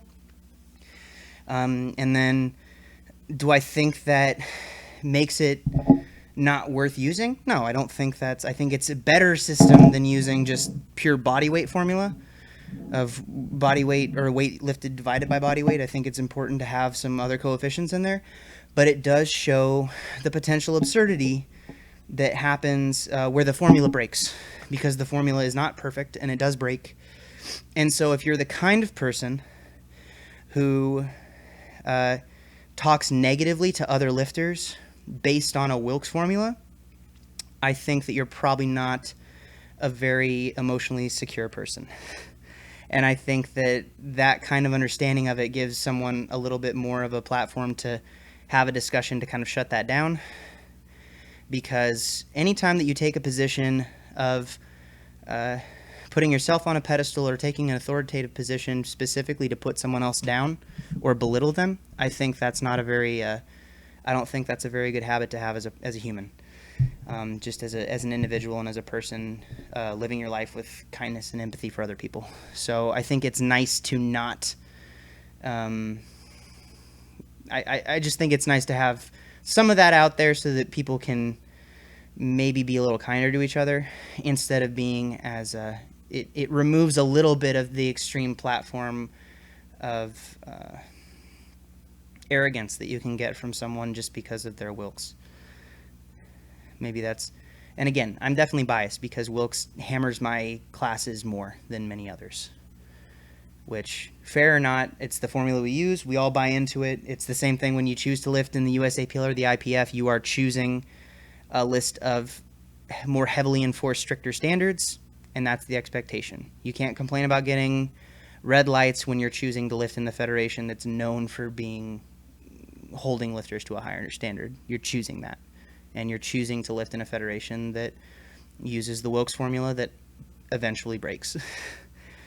Fabian, do you dare give any predictions for the 105 class for IPF Worlds? All those crazy lifters, Fears Bicky, Lewis, Blevins, Emmanuel. I don't know Christoph personally, but Bryce and Garrett are friends of mine. And, like, good friends. Like, I care about them a lot. And I want them to both do their best. Manuel, I've met him a couple of times, and he seems like a really cool dude. My prediction is it's going to be an awesome event, and what I hope happens is what I always hope happens at every closely contested class event throughout powerlifting, is I hope that everybody involved has their best day, and whoever's best day is the best day walks away with the win, and the universe moves on as it should. I think that all of those lifters are honorable competitors, and I think that that's what they would want to. I don't think anyone feels as satisfied with a win that you get because someone else had a bad day. I think that the best feeling victory is the one that you've earned because everyone brought their best and your best just happened to be on top. So that's my approach. With all of my competitors, I would never want to win because someone else missed a lift that they could have gotten. And that's part of the game. And some people say, like, oh, well, I played the game better. I made better attempt selections and put this pressure on them, and they, weren't able to follow through it. So I think that that's my personal approach. And like I said, Garrett and Bryce are dear friends of mine. I love them both, and I want them to both have amazing days. So the biggest disappointment for me would be having any one of those lifters go and not have a day that is reflective of their skills and abilities, because I think that they all have a lot that they can show. And it is one of my personal goals to, in the next 2 years, to work myself into a position where I can grow into the weight class and be able to be competitive with my friends and share that too. Peter, how long before only bench press and deadlift meet would you stop doing squats? I spent a few years doing mostly just deadlift only meets, and I still train the squat and the bench press very seriously. I would just do them. Even if I wasn't. I'm not a huge fan of the bench press in general. But at the same time, if I stopped doing it, I feel like I gave up just because I'm bad at it. So I probably would not stop training the others. Either way. J. Brandon Blevins is a great person. I really like that guy. A truly special person. Just happens to be a good lifter like Ben. I think he's an awesome dude. His wife is also a very, very kind, gentle-hearted, and wonderful lady. And their daughter, Sophie, is one of the cutest little things you ever did see. At the meets that I've been able to attend when Garrett is also competing, so far we've been in different classes, so I've been able to help Michelle watch the baby and film for Garrett. And so, yeah, special people, very special people. Love them very much. Darrington, so you had a bad day, you silly boy. Did you hear your music at the lab? We're ready for a concert. Man, hire 2020 to come down to Oregon. They're all itching to travel again. I'm not good at traveling and singing, but they love it. So we have a girl in the group now. She wasn't in the group when we did that album. But we'll see. D Juker 88, where do you live, bro? It's 6 a.m. here. I live in Washington State. It's 3:37 here in the morning. So definitely not an ideal training time. Definitely not the time I would pick and be like, you know what? I want to do some pause deadlifts and bench press. Well, let's start at midnight and then do a live stream and have fun with the people in the chat section and have it stretch out for 3.5 hours. But I ain't mad at it, though. Still got a lot to do tomorrow, but we're going to nap probably. I'm going to try to wake myself up at 9 o'clock, and then I might take a midday nap.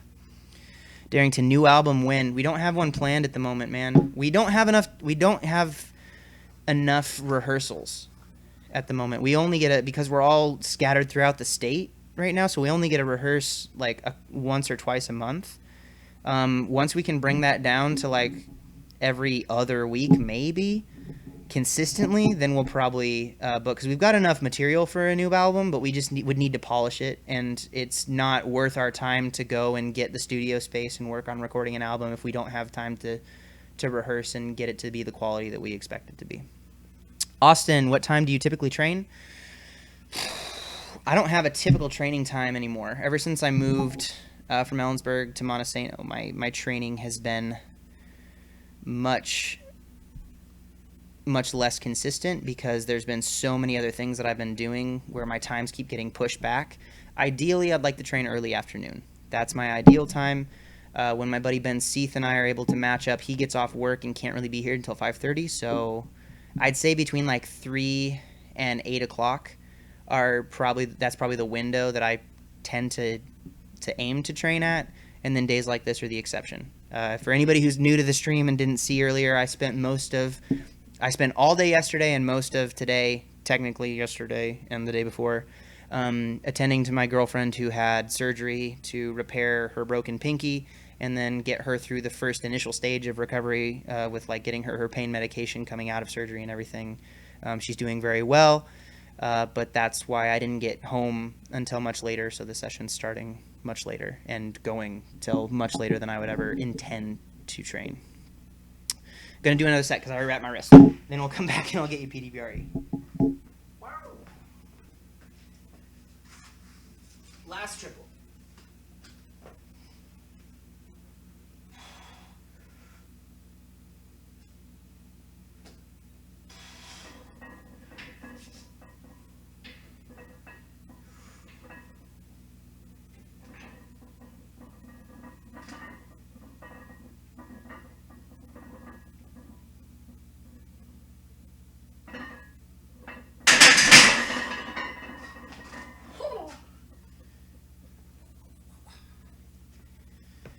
All right.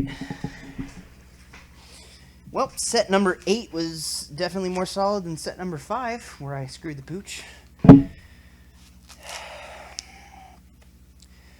Gonna go train in like 15 minutes, some upper body stuff. Wrecked myself with touch and go yesterday. Story of my life, man. Story of my life. Also a song on the 2020 album, cover art. Please look it up. Woo.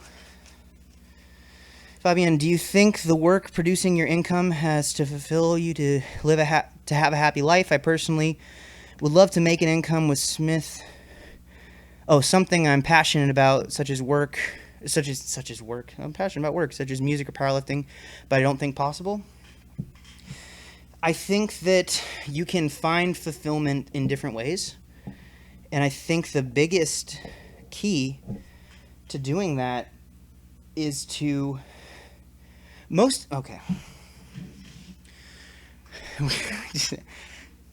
get real stance here. A lot of the value that we get from anything we do is ascribed value. It's not really all as intrinsic as we like to feel it is. With weightlifting, you can say, it's healthy. I'm doing something, and so it's something I love and enjoy doing, and so it's something I can be passionate about. Same thing with music. I think anytime that something just becomes a job, you can lose some of that fulfillment if you just let it become just the job. Along the same vein, if you inject meaning and purpose into everything you're doing in life, whatever it is, whether it's a job that you don't feel particularly attached to, or just anything that you're doing, you can find fulfillment through the pursuit of mastery in doing whatever it is that you're doing with your full attention and focus. I think that there are some people who have jobs that you would never see as being jobs that someone would take a whole lot of pride in, but you can find fulfillment through having done good things and having done good work and recognizing the benefit that whatever your job is, whatever your career, whatever your path ends up leading to, you can find the value in it. Because most things that are getting done are necessary. And if you find why it's necessary or why it's helpful to other people, then you can find fulfillment in anything you're doing. I spent years working as a custodian, on a janitorial staff and cleaning up messes that other people made, and I have nothing but respect for those people. I recognized that it wasn't a job that I enjoyed all that much, but I could find a lot of fulfillment through keeping areas clean for others and showing a respect for a space that I thought had value in it. The other thing that I would say is if you want to pursue a job doing things through like lifting or music or something that you have a passion for where you'd love to make it a career but it doesn't seem feasible, I will encourage you to embrace the understanding that there are many times in your life where if you're waiting for the right time to go for something and it seems like it's a risk, a lot of the time you will find yourself waiting forever because the right time will probably not present itself. You just have to take advantage of the opportunity that comes from loving something. And you have to be willing to fail to be able to have the opportunity to succeed at something that is a little bit abnormal or away from the norm. And if you are not willing to put yourself in the position to potentially fail at chasing your passion, then I think it's worth having the conversation with yourself that it may not be something that you feel is really your passion enough to spend enough time in that to see it through to being successful. If you're not willing to fail for years and years and years for the chance to get to succeed in the thing that you find yourself loving, then maybe you don't love it as much as you think you do, which is hard. And sometimes you love it and you succeed for a little while and then you fail and then you have to catch yourself on the way down and put more work and effort and energy into it to keep it going. So Jay Brown says there are no menial jobs, only menial attitudes. A great show, if you've never watched it, Dirty Jobs with Mike Rowe, is incredible at helping you find your perspective on the way that you look at the job you do, in terms of your mental approach and the way that you view the work that you're doing as being valuable in the world. And I think I love that show. I think it's a very good look at seeing people who are kind of just the salt of the earth and people who are doing jobs that are necessary but are not all that glamorous. And some of those people absolutely rock the heck out of it. And when you can find yourself enjoying work that would be hard for someone else to enjoy, it's because of your mindset. And that shows a strong-minded person, in my opinion and experience. Okay. All right, back to the normal sits. Peter, in your opinion, would training 6 times a week instead of 4, considering volume stays still the same, be better, same, or worse choice? Depends on the lifter and the time you have available. Last year, my coaches and I decided I had a lot of free time to try to expand my training week from 4 days to 5 days. Volume was the same, and I found that I needed the extra day of rest to get as much out of my normal training days. That 5th day, even though I wasn't adding more volume, I was negatively cutting into the amount of time I had to rest from full sessions. And so it was better to combine that volume back into the 4 days and work a little harder on those 4 days and have 3 days where I wasn't expected to go in and have a session. So I think it can be beneficial for some people. A lot of lighter lifters and a lot of female lifters tend to need more relative volume and relative frequency to continue to see progress, which I don't think is always the case with people who have kind of filled out their frame a little bit more. So that's my answer for that. Jay Brown, Jennifer Thompson continues to get stronger. Her impact is monumental in and out of the sport. Are there any other female lifters that you acknowledge as exceptional? I am impressed and inspired by most female lifters that pursue strength sports in general, even without noting specific ones. I think there are many, and this sport for a long time was not the most open and accepting of female lifters, and I think that in general they've made some great progress in terms of getting themselves to the point where their accomplishments are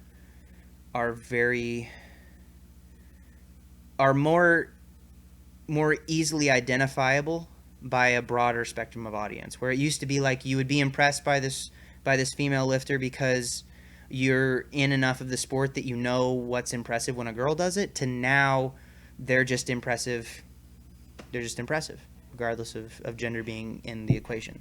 And I will give a shout out to my girl, the queen bee, Bonica Brown / Bonica Loff, because she is my lady lifting bae and a good friend. So I think she doesn't get enough credit for being kind of the Michael Jordan of her sport in terms of being the strongest. Like, she's a heavyweight female lifter, and she's like the strongest lady in the world for drug-tested powerlifting. Kafatsum says, have you ever read Mastery by Robert Greene? I have not. If so, what do you think about it? It sounds like a book that would probably line up a lot with the way I view the world. Any book recommendations? I'm not a huge reader anymore. I used to be, and I miss the times when I was able to sit down and read. I tend to absorb material now more through audio, through videos, podcasting, long form, sort of internet content is kind of my preferred method. So there are many recommendations I would like to give, but I currently have not caught up on my own reading. So that's my answer to that. And I'm saying 1 of 2, the validation of the Wilks formula states that it is okay for the formula favors heavy and light athletes since they are half as many in those weight classes. Given that it was first used in 1996 and circumstances were different. It's pretty ridiculous that it's still used, if you ask me. I would say my opinion on the current state of the Wilks formula, with that understanding, is that it definitely doesn't apply as much in terms of there are more lifters in those classes now than there used to be. The middle classes I still think are pretty darn heavily saturated, but at the same time, my biggest issue with doing away with the Wilks formula is what are you going to replace it with? Because it's one of those situations where even if it's flawed, if you don't have an adequate replacement, it's one of those things where it's easy to point out the flaws in a system if you're not expected to find a replacement for the system. And so I think that's what's necessary to move forward if we were to do away with the Wilks formula, or find something that doesn't break as hard when you go to the light or the heavy classes. So get on that, friends. Find a system that is more consistent throughout all the weight classes, and we can see if that'll be a difference. Fabian, wow, thank you so much for going into this, Ben. Also, apologies for picking your brain on such deep topics at this time of day and keeping you up late. Holy crap, it is 4 a.m., isn't it? Well, I hope that means that it's I hope I'm not rambling too much with those, because there is the chance that I'm not formulating my sentence structures quite as well as I would if I was fully awake. Michael, the weight on the bar for the benching, 7 triples at 310. I did a pause single at 355 at around a 7.5 RPE. Jay Brown, have you ever used floor presses in your training? Yes, I have. I no longer do. Partially because of coaches not putting them in there, and partially because I have found other variants that have been more helpful to me than the floor pressing was at the time. So I was never great at it. I was never poor at it. I was just, my floor press and my bench were pretty in line, which is not saying all that much. Darrington asks, favorite podcasts? Oh goodness, I like the Cracked podcast. I like to try and a lot of my podcasts aren't even lifting related. Spent a lot of time with Mark Bell on his, the Strength Athlete, Bryce Lewis, Hanny, Eric, Chris, and Joe's podcasts, because they're the coaches that try to make me stronger. I've been on a couple of podcasts, Chalk Talk with the guys down at Savage Gym in Tigard, Oregon.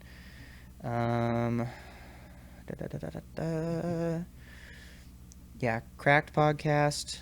I used to listen to the SourceFed podcast. Those are not lifting related at all. WTF with Mark Maron. I've listened to a couple of good things. A lot of times I like to find... because I do not generally identify as being a conservative or a liberal, I'm kind of a centrist with a lot of my political views, but I like to find podcasts that are political in either of those sides, and try to better understand political views and different opinionative. What is opinionative? Is that even a word? Different opinions on different sides of political spectrums. And so I listen to some guys like Louder with Crowder and Ben Shapiro. I don't always agree with the things they say, but I like to hear someone who's articulate and gives good arguments for some things that maybe I'm not on the same side of the issue with. Joe Rogan, I like the breadth of his podcasting, the kinds of people who come on and talk about a lot of different things. Although I've run into the same issue with the Joe Rogan podcast that I've run into with Reddit threads, where you're hearing people talk about things that maybe you're not as aware of, or it's a little bit further out of your understanding of a certain topic, and you're like, wow, I didn't know that. It's an interesting piece of information. But then they bring on someone who's supposed to be an expert in a field that maybe you have some more expertise in, and you hear them talking, you're like, oh, this person's just wrong on a few things. This isn't a credible source. These answers are just off, and it makes me wonder if a lot of the other experts are not as qualified in those other areas, and I just don't know enough about those topics to be able to call them on it. So I think it's very important to be critical, or to be not critical, have a healthy, gentle skepticism when you're hearing a broad source of topics that they're not always, if it's not the person's specialty who's hosting the podcast that lives with that, they're not always as able to fact check everybody. So I did do a cool podcast with Strongcast from Bootstrap Radio for, yes, I didn't forget about that. I remember doing that. Just, it's 4 a.m. and I'm spacing. So I'm sorry to them, because that was a great podcast. And I've listened to a lot of that stuff too, and I liked that podcast, so check that out. Adding yourself as a stalker again. No, I don't think so. I'm glad people listen to those. I didn't put a whole lot of marketing behind them, but I appreciate people following kind of the stuff that I've done. Personally started binge listening to anything from Mike Israetel and Mike Zordos in it recently. They're solid resources, man. Mikhail's Conjugate for all lifters. A lot of programming can work for all lifters. And Conjugate is just a term for a methodology that tends to have a lot of exercise variety, and alternating between heavy work and less heavy work. So I think a lot of those things can work for different people. Divi Bandari, recent favorite movie. Oh man, I haven't watched a whole lot of movies recently. Jess and I, a couple weeks ago, watched Arrival. We really enjoyed that. And last night we watched Split, and I really enjoyed that as well. My favorite movie, I would say, is probably The Great Debaters. And that's just was my canned answer through most of college. I really enjoyed that movie.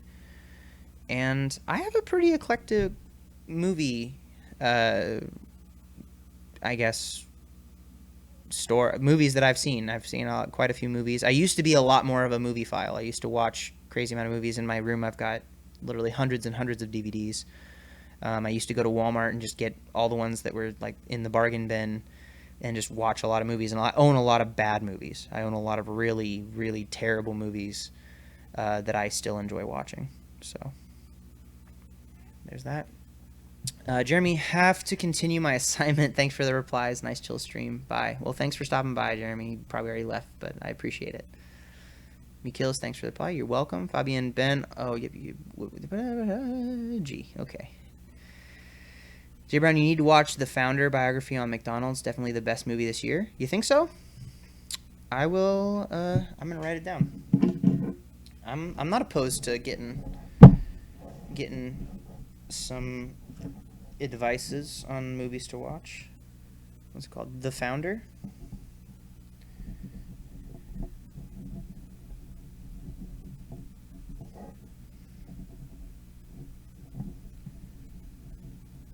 McDonald's doc. Cool. There's that weird dove noise again. That's I don't think I do that when I'm normally awake. I think that's a sleepy bin thing. Fabian, recently watched The Great Debaters after your recommendation of it on a former stream. Really enjoyed it. The ending was incredible. I like movies that have that. I love it when the movie just makes you go, yes, yes, you said it. And I love when people are articulate, and when the ability to use the English language or any language is just so concise and can get a point across. I think one of my favorite things. Oh no, what's his name? Taylor Mali, a teacher, an elementary school teacher, and a poet. Taylor Mali did. He had a slam poem about why words are important, and the way he ends it is. So I implore you, and I entreat you, and I beseech you to speak with conviction, to say what you mean in a manner that bespeaks the something with which you believe it. And it just hits you. Just because when people say, sticks and stones can break my bones, but words can never hurt me. But words are one of the most powerful things that we have. Language, and the ability in any language, the ability to change the way someone thinks about something is one of the greatest gifts. It is the most important thing for a leader to possess. More than bravery, more than courage, is the ability to change minds and align people with a certain way of thinking. And words are so powerful and can be so helpful or so hurtful. And just the study of linguistics is incredible to me. And I think that was one of the biggest reasons that I love the great debaters. So yes, words. I love words and the power that they have, and trying to understand more of the power that they can have. And one of the reasons I enjoy conversing with people and having different perspectives and viewpoints is because hearing the words that they use to describe things is interesting to me and engaging to me. So 4 a.m. still going strong. I'm not even tired now is the thing. I was exhausted when we started this workout, and now I feel not as exhausted. I may break it down for you, and I would say trees make a goddamn difference. Now, what about you? That's his What Teachers Make poem, and I really like that one, and it led me to the other one with why words are important. Basically, what he kept going back to is that language is becoming a lost art. People are skipping corners, and instead of making statements anymore, people are ending their sentences with questions, just leaving it kind of off the end and kind of raising their tone, and people are afraid to have opinions to the point where, or just say something as a statement, and to stand behind the things that they say, and to believe in something strongly enough to have conviction when they're saying it. And I am a pretty gray person when it comes to a lot of issues. I'm very on the fence. I try to see both sides, but I am so into the idea of someone being able to say something and be eloquent in the response. It's really an attractive quality to me. Peter, when I am doing bench press, bar slows down a lot in the middle of the movement. Does it mean I've got a weak chest, and how would you work on it? I would examine where you're the weakest in the movement, usually off the chest, and think about if you're losing tension somewhere. And it's because usually where someone has their biggest sticking point, you go a couple inches below that, and that's where they're actually losing it, because that's where the speed is actually dropping off, and then you hit your wall. And so I think that is something to consider. If you're losing it halfway up, you're probably actually losing some speed off the chest, maybe holding your tension through your lats and your shoulders. At least that's the problem for me. Whenever I am slowing down the middle of a lift, I can usually trace it back to having a bad starting position off the chest. Hope that helps. How would I work on it? Consistency in my technical setup, and tension and not losing tension at the bottom when I'm pressing. Other than that, board work usually, or like partial range of motion, things that are just below where your stick point is, because that's where probably your stick point is. Something like a spoto press or a t-shirt pause bench, where you're not letting it sink into your chest, but you're stopping just at the t-shirt, may be beneficial. And then, as always with bench press, usually it comes down to just building up more upper body mass and hypertrophy. I think it's very beneficial, more so than in the other lifts. Alex, watch Moana Ben. I've been listening to the soundtrack during training. It's awesome. I've heard a lot of positive things. Everyone in my a cappella group loves it, and I haven't had the time to sit down and watch it. I will probably watch it with Jess when I watch it, because it's not a movie I feel like I would sit and watch for myself, just by myself, but I think I'd watch it with Jess, and we'd have a good time with it. Mikhail says, got an SI joint injury. How long will I recover and can work through this? I just came randomly when deadlifting sub-maximal weights. My friend Zach McCarley had a very similar thing, and it took him about a year to work through it. He was a professional level strongman and had a lot of experience lifting, and had a really unfortunate event where his SI joint just got beat to crap during a deadlifting event at the Arnold Classic a few years ago. And it took him about 8 to 12 months of consistent work. So my advice to you is, I'm not saying it's going to take that long, but just focus on your recovery and try to put as much time and energy and effort into getting better, and don't think past it. To find motivation and that you can get through it and it's possible to come back from it, but don't try to stress so much about what's going to happen after the injury that you're not able to deal with its presence right now, because you have to really work and be intentional and kind of sit in the discomfort that's going to drive you to make the decisions that are going to help you get better. And you have to commit to the process of getting better, which can suck. sometimes. So I absolutely wish you the best, and use it maybe as an opportunity to work on positioning and trying to make sure that your technique when you come back is better than it's ever been. When I had an injury that took me out for about 3 months, I came back and my technique had never been better because it forced me to kind of refocus my energy and efforts onto something else other than just putting weight on the bar. So try to find the positives in it. Use it as a reset point. Be patient. Be gentle with yourself in terms of forgiveness. That you are just a person, and we do have things that we have to overcome when we care about something and want to get better at it. And if it's worth it to you, then it's worth working through, even if it's not easy or even if it's not fun for a time. So, Bash Crash 13. Just wanted to say thanks for your help. Really aided in glute activation after my injury. Boom. Glad to hear it. I'm really glad that you found that to be beneficial. Darrington, aka USAPL, JK. Not kidding. Oh man, the delay got me thrown, man. I don't even know what you're referring to. Plus, I'm getting a little loopy. I can feel it now. 4 hours in the stream. I feel bad for anybody who's going to try and watch this afterwards and expect to see crazy amounts of lifting going on. Fabian, by the way, I also need to thank you for the hip mobility video you did a few weeks ago back. Yes, sir.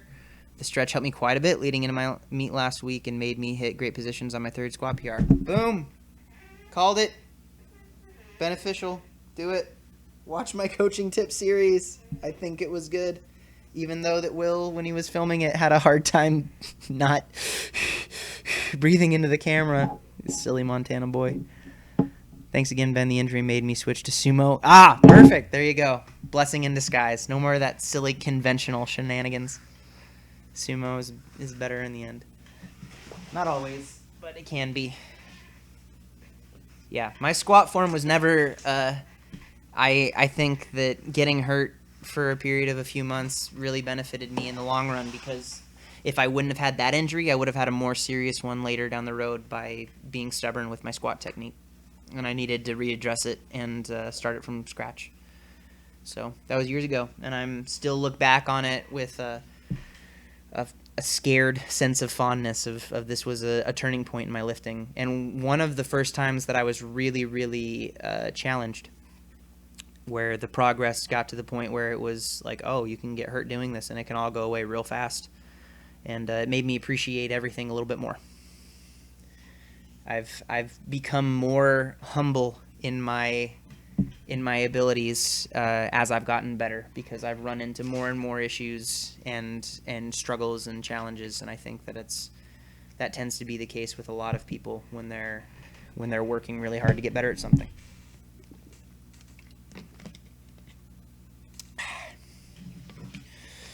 Well, guys, what we got left? We got some chins, we got some ab wheels, supposed to do some glute bridges and some curls.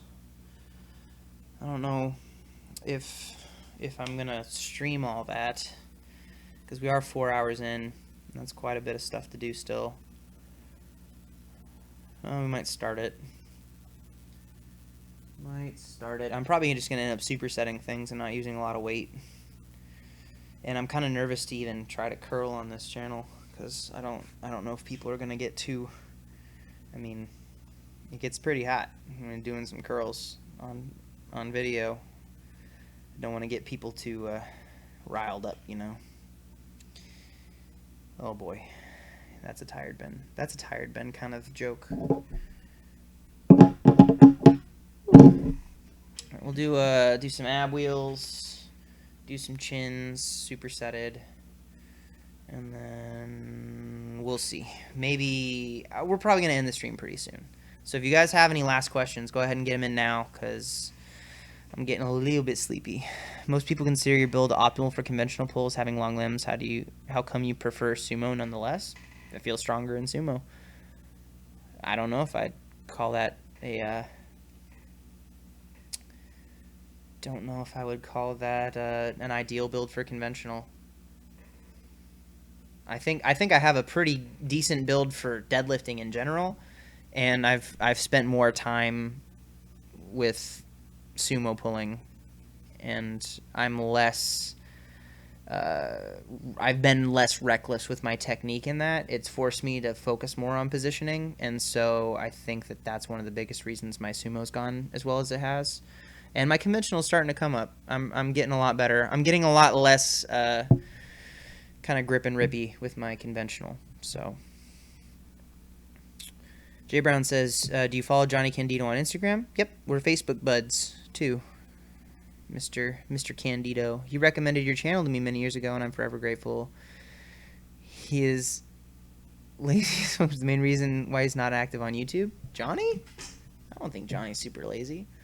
I think his priorities changed. I think Johnny used to prioritize YouTube a lot higher, and I think that he kind of moved when he moved down to Texas, and he has a lady friend. He's in a fulfilling relationship, and I think he's living his life and enjoying it. I think Johnny also has gotten hurt a couple of times, and it really kind of tests your priorities. And I don't think that Johnny needs to prioritize YouTube to live a fulfilling life. I think that he was able to build a very successful channel, and I'm good for him. I think that he's a sweet little boy. I like Johnny a lot. I have nothing but good things to say about Johnny. Peter says, should I stick to conventional if I tried sumo and about 20 kgs weaker? I think that you can find benefit in training both forms. I think they tend to cover each other's weaknesses very well, and if you work on both of them, you may find yourself getting the other one stronger almost by accident. Ooh, excuse me. Austin asks, you've had sleeping issues, right? I've always had trouble getting or staying asleep and was wondering if anything has helped you. Have considered doing more of a biphasic sleep style, but not sure how it would affect recovery for lifting. Biphasic is in like taking shorter, like 4-hour naps in a day, non-traditional sleep schedules. I've had issues in the past, usually because I get in situations like this where I still have to get my session done, but it gets pushed back so much, and then I'm just awake. I think that finding methods to allow yourself to calm down, meditation has been very helpful for me in the past when it comes to I have time to sleep now and I need to go to sleep earlier. But just for me, waking myself up earlier on non-training days and not allowing myself to nap then helps me kind of reset my sleep schedule. And again, I would encourage people to, if you have sleeping issues, maybe to look at the kind of, like, if you're taking a bunch of stimulants, how are you functioning when you're awake? What are your habits? And are some of those habits potentially pushing into a better sleeping system? And then trying to refine it to approach it from a kind of an engineering, how am I going to engineer a better way of going about things? I've had issues before. The first time I really had insomnia was when I broke my collarbone and was taking Vicodin, was taking high-level pain medication, and became not addicted, but I became dependent on it to sleep. And then I had to switch from that to when I wasn't taking Vicodin because I wasn't hurting anymore, so I needed to switch to things like NyQuil and then Benadryl and other things to help me get to sleep. And it probably took me 8 months to come off of needing something. And there have been other times when I, again, get pushed off my sleep schedule. And the way that I've always reset it is by choosing a day where the lifting isn't as dangerous, I guess, because I don't ever want to wake myself up early and not get adequate sleep when I have to train that day.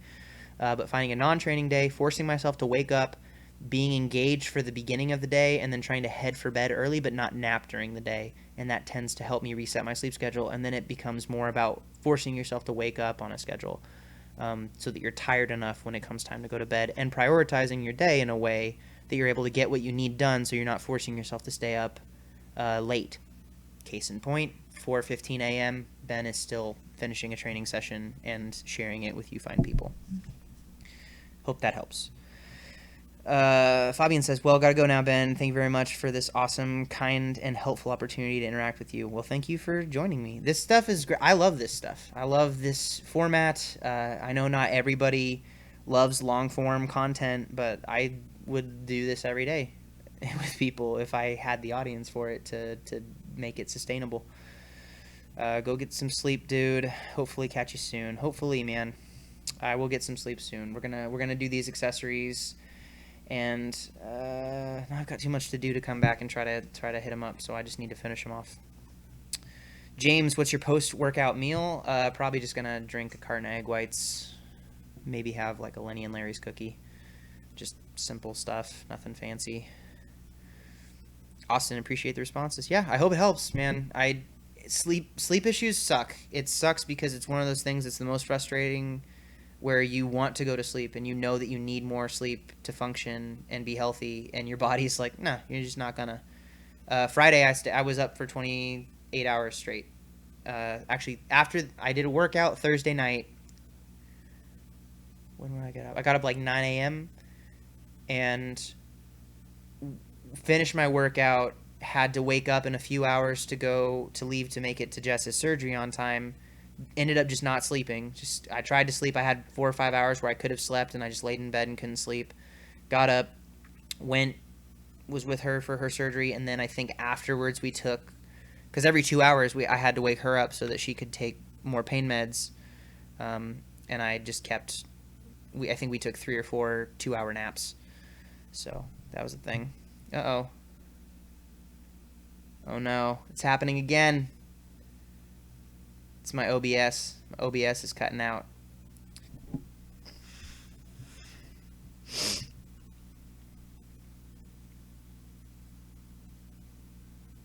try this. Oh. Okay.